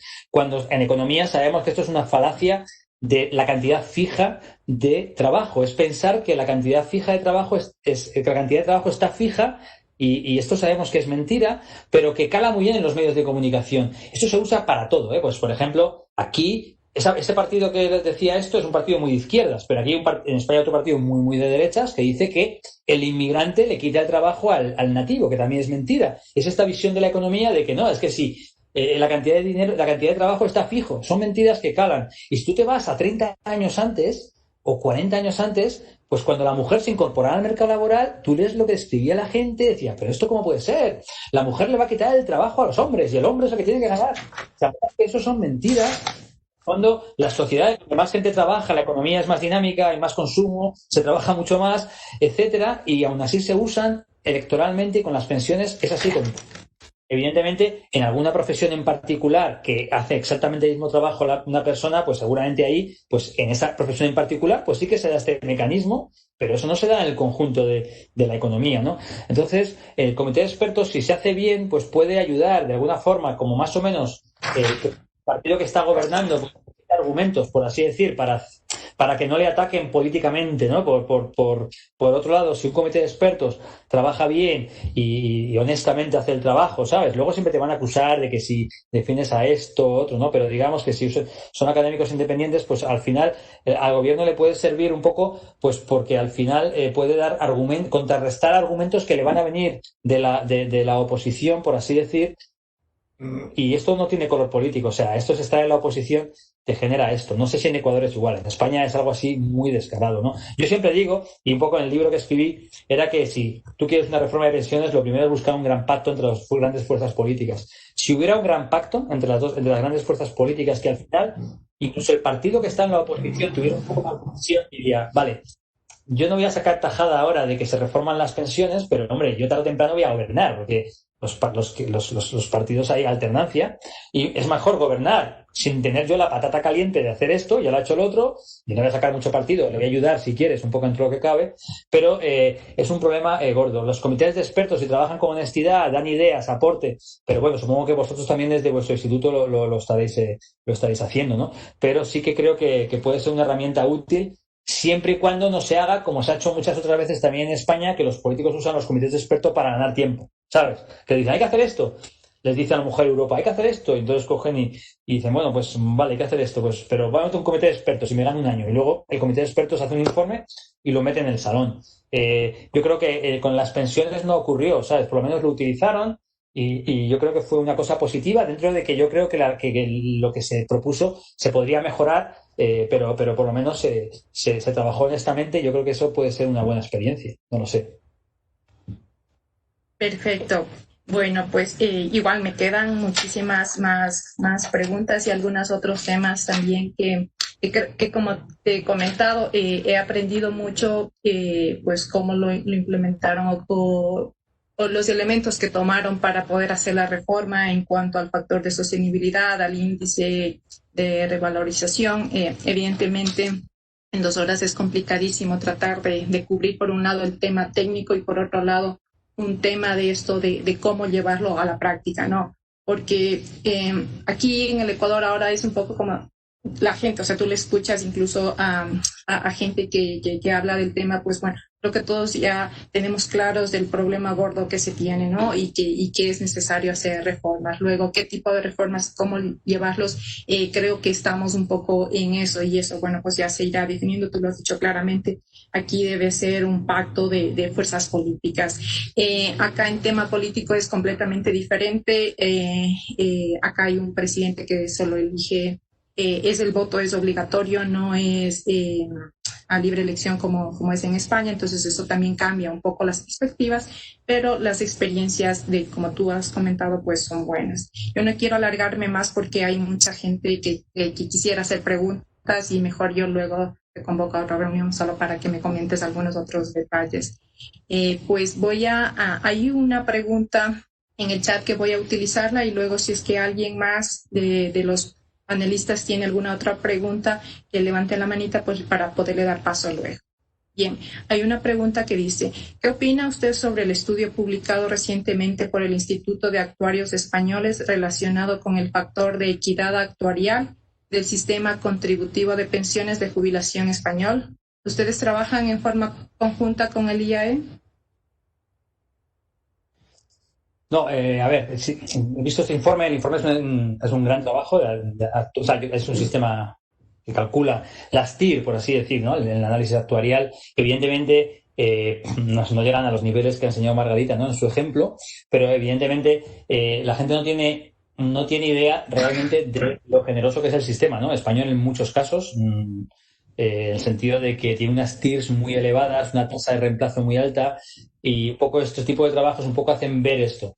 Yo soy partidario de que dentro de que tiene que ser un sistema puramente contributivo y que tenga cierta equivalencia actuarial, yo creo que es necesario que tenga un poco de redistribución intrageneracional. O sea, yo soy partidario de que tenga una pensión mínima y una pensión máxima.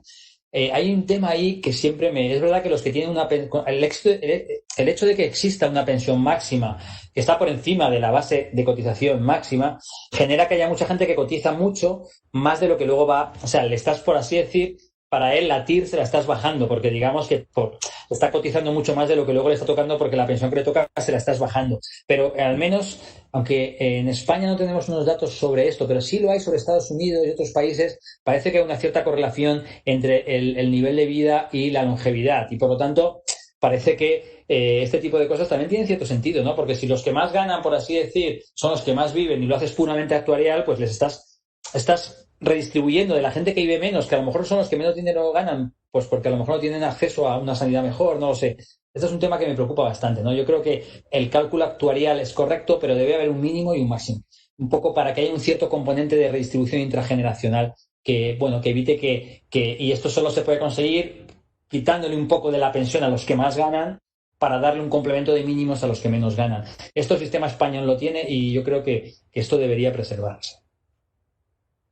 Coincido contigo, sobre todo de pensar en este componente de estado de bienestar, que creo que los países siempre debemos poner en la discusión qué tipo de estado de bienestar queremos para nuestros ciudadanos, para nuestros jóvenes, para nuestros trabajadores, para nuestros adultos mayores. Tú bien los has mencionado que en 2050, 2060, pues por cada persona inactiva, digamos, vas a tener 2 activos.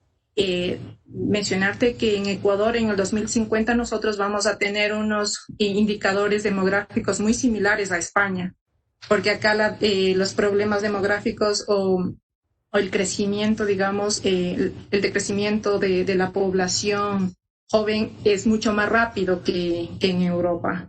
Entonces, creo que estamos contra el tiempo, pero nos hacen falta manos, nos hacen falta un poco todos estos estudios. Hay algunos que ya se han hecho. Yo misma pues empecé con pensar desde el punto de vista de la economía, que cómo le va al sistema de pensiones si es que a la economía no le va bien. Porque desde el punto de vista puramente o netamente actuarial, pues estaríamos yéndonos solo como a un sistema capitalista, pues, y creo que debemos aprender un poco de los errores que se han venido dando a lo largo de la historia, no solamente en Chile, sino incluso en Estados Unidos mismo. En la Gran Depresión, en 1930, cuando Estados Unidos tuvo que poner un sistema de reparto asistencial, pero justamente porque todos los que tenían sus fondos, pues lo perdieron. Entonces hubo ese pacto, ¿verdad? Bien, luego hay otra pregunta, pero esta pregunta es para mí y no quisiera pues aquí tardar mucho tiempo porque el principal expositor aquí eres tú, solamente mencionar que sí, si bien es cierto se trae a valor presente lo pasado, también se trae a valor presente lo futuro y ahí calza un poco, obviamente que hay cierto sesgo, pero que no es como digamos como tan importante. Aquí la idea un poco era a hacerlo más didáctico por tema de público y por eso es que se presentó el ejercicio. No sé si es que alguien más de los asistentes tienen preguntas para poderle dar paso. Pueden tranquilamente prender sus micrófonos y hacerla directamente al exponente. El doctor Marco Naranjo, que es miembro del directorio del BIES. Comentarte también, por cierto, José Ignacio, a diferencia de España, nosotros acá tenemos, tenemos el Instituto Ecuatoriano de Seguridad Social y que creó un banco hace 10 años para que administre estos fondos. Y el BIES es una banca de inversión y bueno, pues también da créditos hipotecarios y créditos de consumo, que eso al menos ahora en la pandemia pues ha sido realmente un poco, digamos, de gran ayuda para todos los afiliados y jubilados que forman parte de este sistema. Entonces pues voy a pasar ahora al profesor Marco Naranjo. Buenas tardes. En primer lugar quiero agradecer profundamente al profesor José Ignacio Conde Ruiz por la magnífica disertación que ha presentado. Es muy esclarecedora y sobre todo nos genera una comprensión muy amplia de lo que significa el sistema de reparto y cuáles son los problemas sobre todo que debemos ir pensando y enfrentando para un sistema de reparto que es similar el ecuatoriano al español. Un sistema en el cual evidentemente hay un beneficio definido.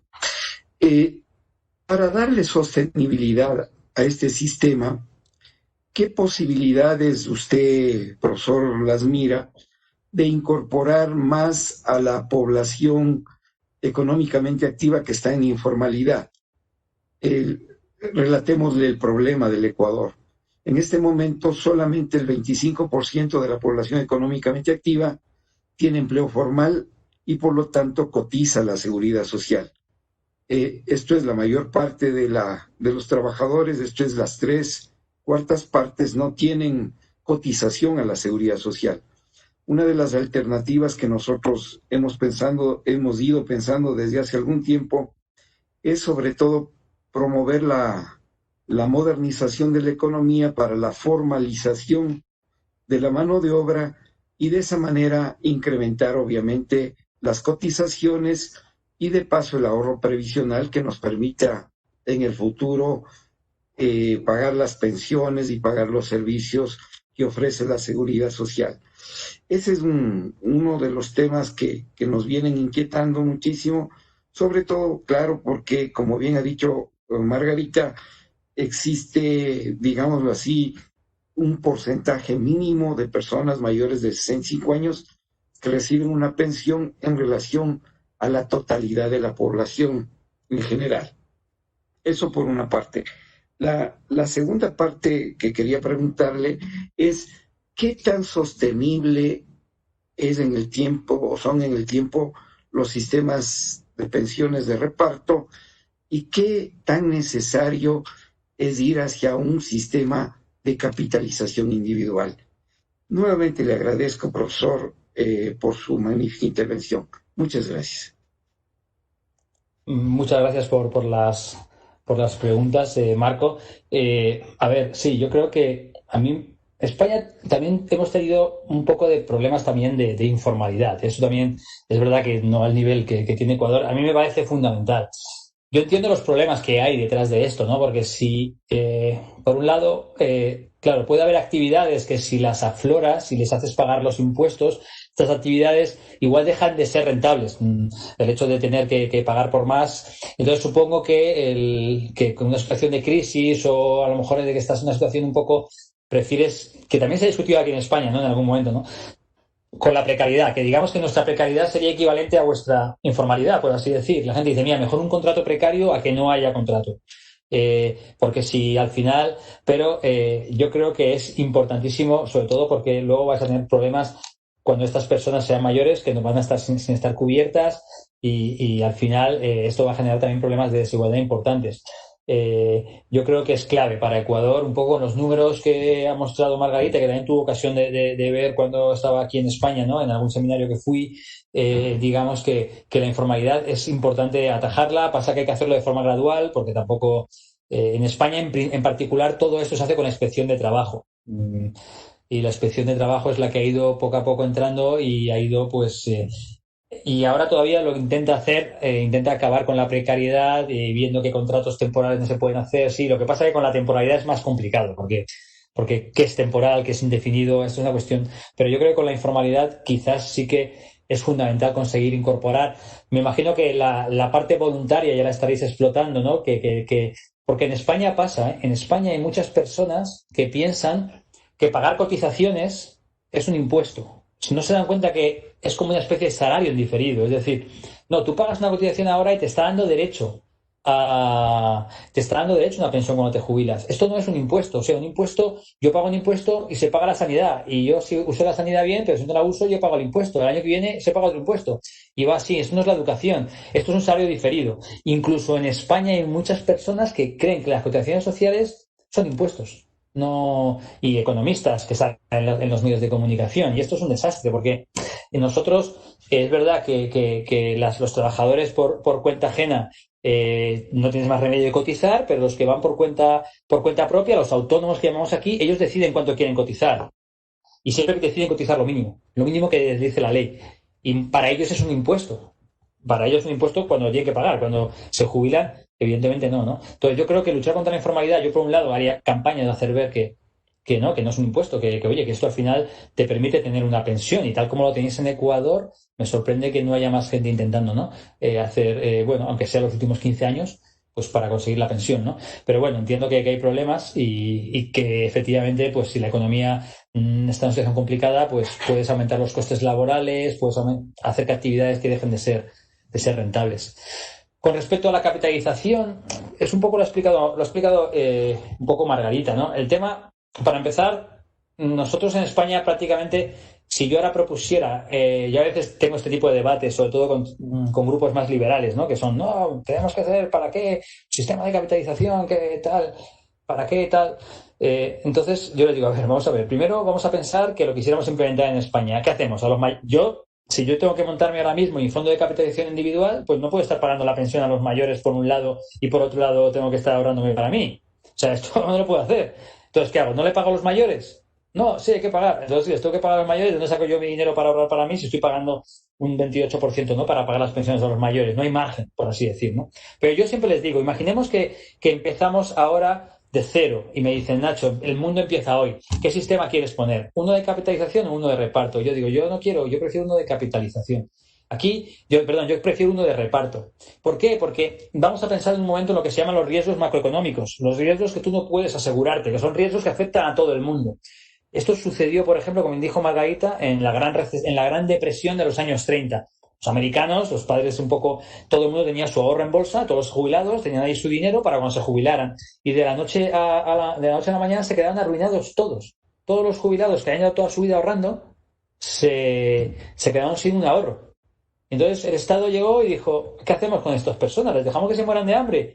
No, venga, pues, aunque en su vida han cotizado a las pensiones, nunca lo hicieron porque lo que hicieron fue ahorrar para meterlo en la bolsa y la bolsa se vino abajo, les vamos a dar una pensión a cada uno y vamos a introducir el pay as you go, un sistema de reparto. Les vamos a regalar, pero entonces los que trabajaban decían, pero ¿por qué voy a tener yo que regalar la pensión a estos tíos si no han cotizado? No, tú tranquilo, tú se lo pagas a ellos y luego te la pagarán a ti. O sea, utilizaban un sistema de reparto, ¿no? Entonces, cuando me voy a Chile, digo, Chile, claro, aquí. Chile es verdad que metió desde el primer momento un sistema de capitalización. Primero, lo metió Pinochet y, casualidades de la vida, el ejército no tiene un sistema de capitalización, tiene un sistema de reparto. Eso ya te tiene que hacer pensar un poco. Pero si lo metieron los militares de Pinochet, ¿por qué no tienen los militares un sistema de capitalización? Y al final es que es un poco hacerte la trampa, porque el sistema chileno más o menos yo creo que ha ido bien. Yo mira un poco las cifras de rentabilidad, no han sufrido la Gran Depresión americana, pero cuando tú hablas con un chileno, seriamente, Y dices, imagínate que, todo lo que está en bolsa, bueno, es verdad que tiene muchas cosas de materias primas, etcétera, por el motivo que sea, te has quedado sin nada. No, en ese caso el gobierno meterá un pay as you go, como hizo en Estados Unidos. Digo, entonces estás haciendo trampas, porque tú estás jugando a un modelo de capitalización, pero en el estado malo de la naturaleza, donde hay un gran riesgo macroeconómico que no lo vas a poder asegurar, va a venir el Estado con un sistema de reparto y te va a salvar. Y esto es al final lo que no funciona. Los sistemas de reparto, si te das cuenta, un sistema de capitalización, yo tengo todo el dinero en bolsa. Si se desaparece, se ha desaparecido. Pero un sistema de reparto son varias generaciones las que están gestionando el riesgo. En la medida en que haya trabajadores en el futuro, yo tendré pensión. Si no hay trabajadores en el futuro, que sería lo equivalente a que se ha desaparecido todo lo que yo tengo en bolsa, es que no hay población en el futuro. El mundo ha desaparecido. Por lo tanto, a mí en ese momento ya me da igual. Entonces, es que los sistemas de reparto son superiores en cuanto a la capacidad de aseguramiento del riesgo macroeconómico que no es asegurable frente a los modelos de capitalización. Otra cosa es, como yo he dicho antes, que utilicemos un sistema de capitalización como complemento a un sistema de reparto. Tienes tu primer pilar, que es un sistema de reparto, que sabes que es el que va a aguantar la tempestad, porque siempre hay varias generaciones gestionando esto, mientras que el otro, el de capitalización, digamos que te permite complementar e invertir en lo que sería el capital físico. Es decir, tienes un capital humano que sabes que va a estar allí, que viene complementado con la inversión en capital físico, que sería un modelo de capitalización. Por lo tanto, yo veo que es una discusión que no me acaba, que a nivel académico no veo que exista, porque al fin y al cabo la única forma de asegurarte frente a un riesgo macro es el sistema de reparto. Ahora bien, yo creo que un sistema mixto sería un poco lo más eficiente. Diversificas los huevos, ¿no? En la cesta tienes inversión en capital humano a través del reparto, inversión en capital físico a través de un capital de capitalización, que sería un segundo pilar.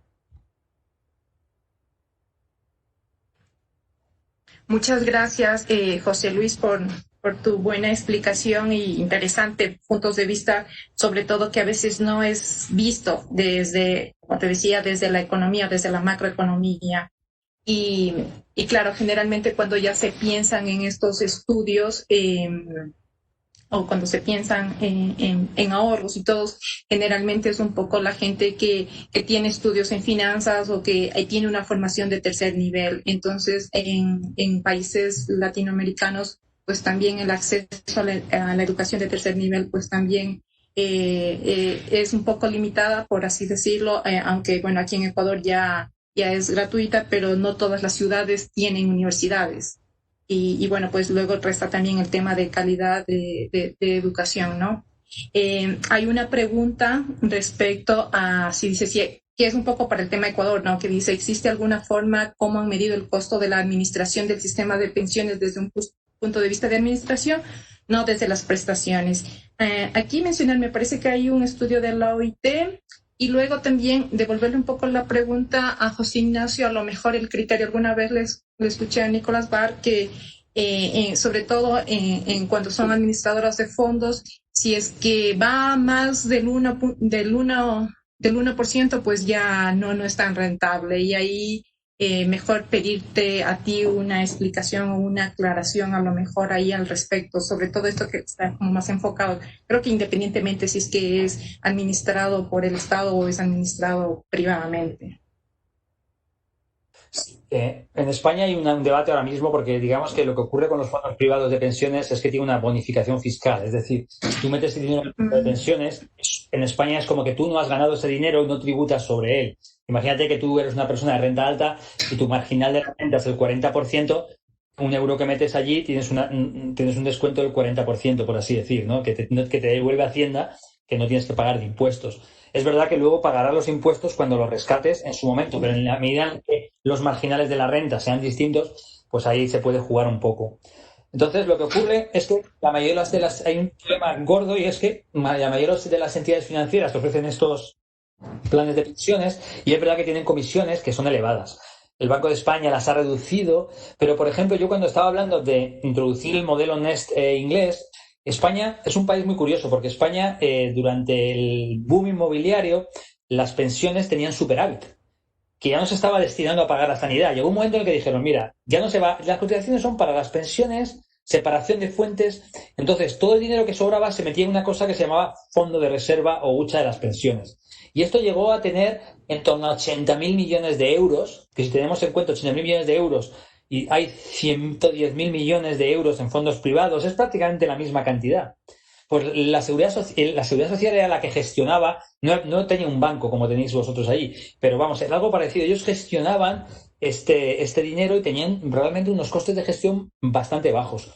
Para mucho, por supuesto, muy por debajo de las comisiones que te estaban cobrando del sistema privado. Yo creo que si se introdujera en España de verdad un segundo pilar al estilo Nest, que todos los trabajadores se lo metes, pero por defecto lo pueden retirar, yo inicialmente lo introduciría dentro de la seguridad social, gestionado por la seguridad social, con esas comisiones tan bajas que han demostrado capaces de gestionar con el fondo de reserva, pero seguramente se pondrían las pilas las entidades financieras, bajarían sus comisiones para atraer estos fondos. Yo no soy partidario de que se prohibiera, simplemente el trabajador decide. Si yo tengo mi fondo que he gestionado por el Estado, que me está dando una rentabilidad y me está cobrando una comisión determinada, pues si me ofrecen un fondo mejor, una entidad financiera, y seguramente esto generaría mucha competencia a la hora de competir por estos fondos, que seguramente bajaría las comisiones. Hay un problema gordo ahora mismo, es una discusión importante en España, que están pensando si los planes de pensiones, como al final quien acaba metiendo el dinero en los planes de pensiones privados son la gente que tiene más renta, son regresivos, porque solo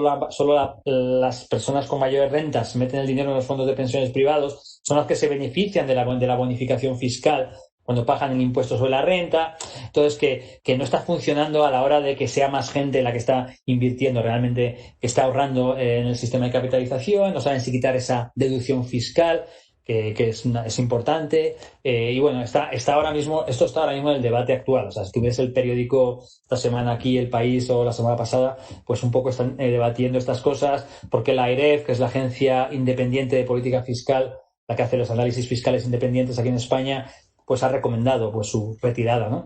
Veremos un poco lo que pasa, ¿no? Bien, tengo una consulta justo respecto a esto, para un poco ya ir cerrando luego, es ¿qué porcentaje es la comisión que cobra más o menos en promedio? O sea, van varias preguntas ahí. Luego, el fondo de reserva que tienen allá ustedes, o la institución que maneja este fondo de reserva, este banco en realidad maneja justamente estos fondos de reserva. Es más o menos, representa un 20% del PIB de acá de Ecuador. Y bueno, pues la tercera pregunta sería cómo estos fondos de reserva que lo tienen ahí, ¿cómo toman decisiones? ¿Dónde los invierten? ¿Cómo lo hacen? Bueno, realmente es un fondo de reserva que llegó a tener 80.000 millones, que era como en ese momento el 8% del PIB español, pero ya es el momento que el sistema entró a tener déficit, se financiaba con el fondo de reserva. Ahora el fondo de reserva quedan 2.000 o 3.000 millones. Prácticamente ha desaparecido. Se gestionaba dentro de la seguridad social, ¿sabes? Exactamente. Y sí que al principio se permitía comprar un porcentaje en renta variable, pero luego ya se prohibió, estaba todo en renta fija, ¿sabes? En bonos, deudas, muchos que al final, si te digo la verdad, prácticamente tenían deuda española, ¿sabes? Ahí dentro. Deuda pública española. Pero te digo que en el momento del pico era elevado. ¿Qué pasa? Que si durante todos los años, hay gente que ha hecho este cálculo, ¿no? Y hubiera dicho, si no hubiéramos financiado nunca con los excedentes del sistema de pensiones la sanidad, ¿cuánto hubiera llegado a tener el fondo de reserva? Y hay gente que ha hecho estos cálculos, está hablando de 500.000 millones, estábamos hablando del 50% del PIB español, que era una gran cantidad. Lo que pasa es que como se gastaba en pagar las pensiones, en pagar la sanidad, pues eso se desapareció, ¿sabes? Entonces no hay. Pero sí, luego las comisiones que te cobran las entidades financieras, te digo de memoria, creo que es 1,5 de máximo. El Banco de España establece un máximo, lo que pasa es que lo han ido cambiando, habría que mirarlo exactamente, pero esto lo encuentras fácilmente, ¿no? El Banco de España establece un máximo de comisión, y creo que estaba en el 2 y algo, y ahora está el máximo, si no es el 1,5 será el 1,3. Ahora mismo te lo estoy diciendo de memoria, la verdad. Perfecto. Bueno, pues quedan muchísimas preguntas por ahí y creo que igual como este tema apasiona, pasa muy rápido, ¿verdad? Creo que voy a hacerle una última pregunta de una de las panelistas para luego ya poder dar paso al cierre. Y es que, bueno, dice buenas tardes, la información presentada ha sido muy interesante. Quería realizar una consulta de acuerdo a lo expuesto en el modelo de pensiones español. Para conceder la pensión jubilar se toma los 20 o 25 años. Sin embargo, en Ecuador es los mejores 5 años. ¿Cuál de los modelos sería el óptimo y por qué? Bueno, depende desde el punto de vista del trabajador, mejor los mejores 5 años, ¿no? Conseguir una pensión más elevada, ¿no? Yo creo que el modelo justo, desde mi punto de vista, sería uno que tuviera en cuenta todas las cotizaciones, tuviera en cuenta todo lo que se cotiza y en función de todo lo que has cotizado, pues te acabarán calculando cuáles los derechos que has adquirido de tu pensión con un mínimo. Si al final no has podido cotizar mucho porque bueno, pues que has tenido una carrera laboral complicada, con entradas, salidas, etcétera, pues al menos tengas una pensión mínima suficiente para poder vivir, y si te ha ido fenomenal, pues que sea una pensión máxima que por encima de esa cantidad no te van a dar y que puedas utilizar esta redistribución intergeneracional precisamente para la combinación de la máxima y la mínima. Estos sistemas, yo creo que la forma más eficiente de hacerlo, y son los sistemas que he dicho antes, ¿no? De las cuentas nocionales, se llaman nocionales, son ficticias, pero apuntas exactamente lo que tienes. En algún momento, si pensáis, por ejemplo, en algunos países te mandan una carta a la Seguridad Social, no sé si lo hace Ecuador, pero en España pues no lo hace. Te mandan una carta y te dice, mire, usted lleva cotizado todo esto, la cantidad que sea, la carta, el sobre naranja, y le dice, mira, si usted sigue cotizando a este ritmo, pues cuando usted se jubile, y te van diciendo como distintas pautas, por así decir, usted se jubila a esta edad, pues esto es la pensión que le va a tocar. Si usted, entonces el trabajador cada año sabe lo que lleva cotizado y sabe lo que le va a tocar. En España se prometió mandar esa carta a los jubilados. No fueron capaces de hacerlo porque el sistema español es muy complejo. Tienes muchas excepciones, son los últimos 25 años, no cuenta lo que has cotizado para atrás. Claro, imagínate que yo le mando una carta a una persona que tiene 50 años, que todavía le quedan 15 años. ¿Cuál es su pensión? Es que no lo sabes, porque digamos que como le vaya mal ahí, todo lo que hizo para atrás prácticamente no le cuenta. Y además, si se jubila anticipadamente, tiene una penalización distinta. O sea, es que hubiera sido imposible enviar, ¿no? Y esto que ocurre, el trabajo, que cuando no das información, yo, por ejemplo, me paso cada vez más, porque ya tengo una edad, de gente que se jubila y que es un lío, tengo que explicarles todo, ¿sabes? Es que es muy complicado, ¿sabes? Mientras que, oye, que les mandar es mucho más sencillo, etcétera, pues mejoraría mucha transparencia, el trabajador sabría y diría, oye, pues a mí con esto no me llega, voy a ahorrar un poco más. Oye, pues a mí...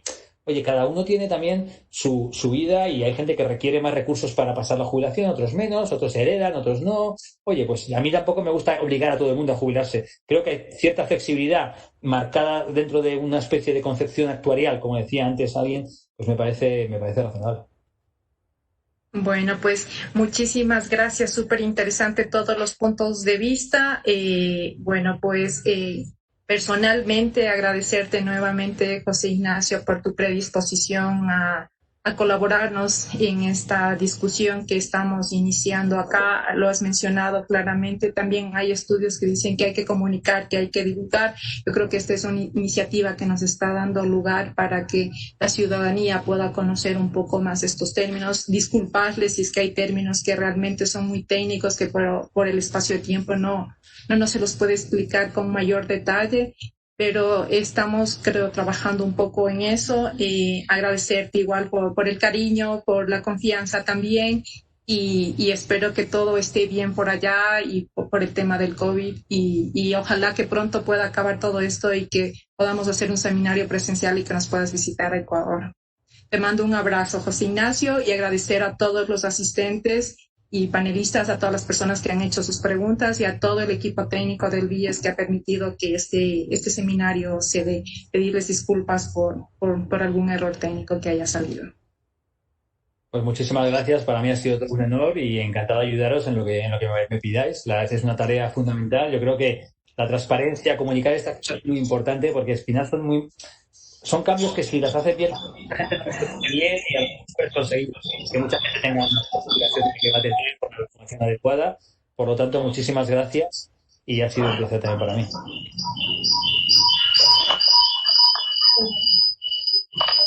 Perfecto. Bueno, pues entonces, Fernanda, por favor, ¿nos puedes ayudar con el cierre? Y solamente mencionar que alguien nos ha preguntado que no se ha respondido alguna pregunta, pero no logro ver. En todo caso, que nos disculpen. Agradecemos su presencia virtual a esta iniciativa académica del BIES. Nuestra próxima cita será el 10 de noviembre con el doctor Javier Jara, quien expondrá sobre el costo de pasar de la informalidad a la formalidad.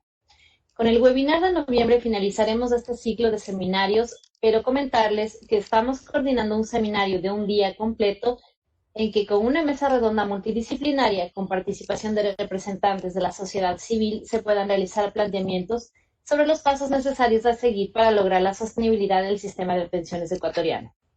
Les informamos que esta y las anteriores conferencias están disponibles en el canal de YouTube del BIES y en la página de Facebook BIES Ecuador. Sus preguntas e inquietudes son bienvenidas al correo seminarioinvestigación@bies.fin.es.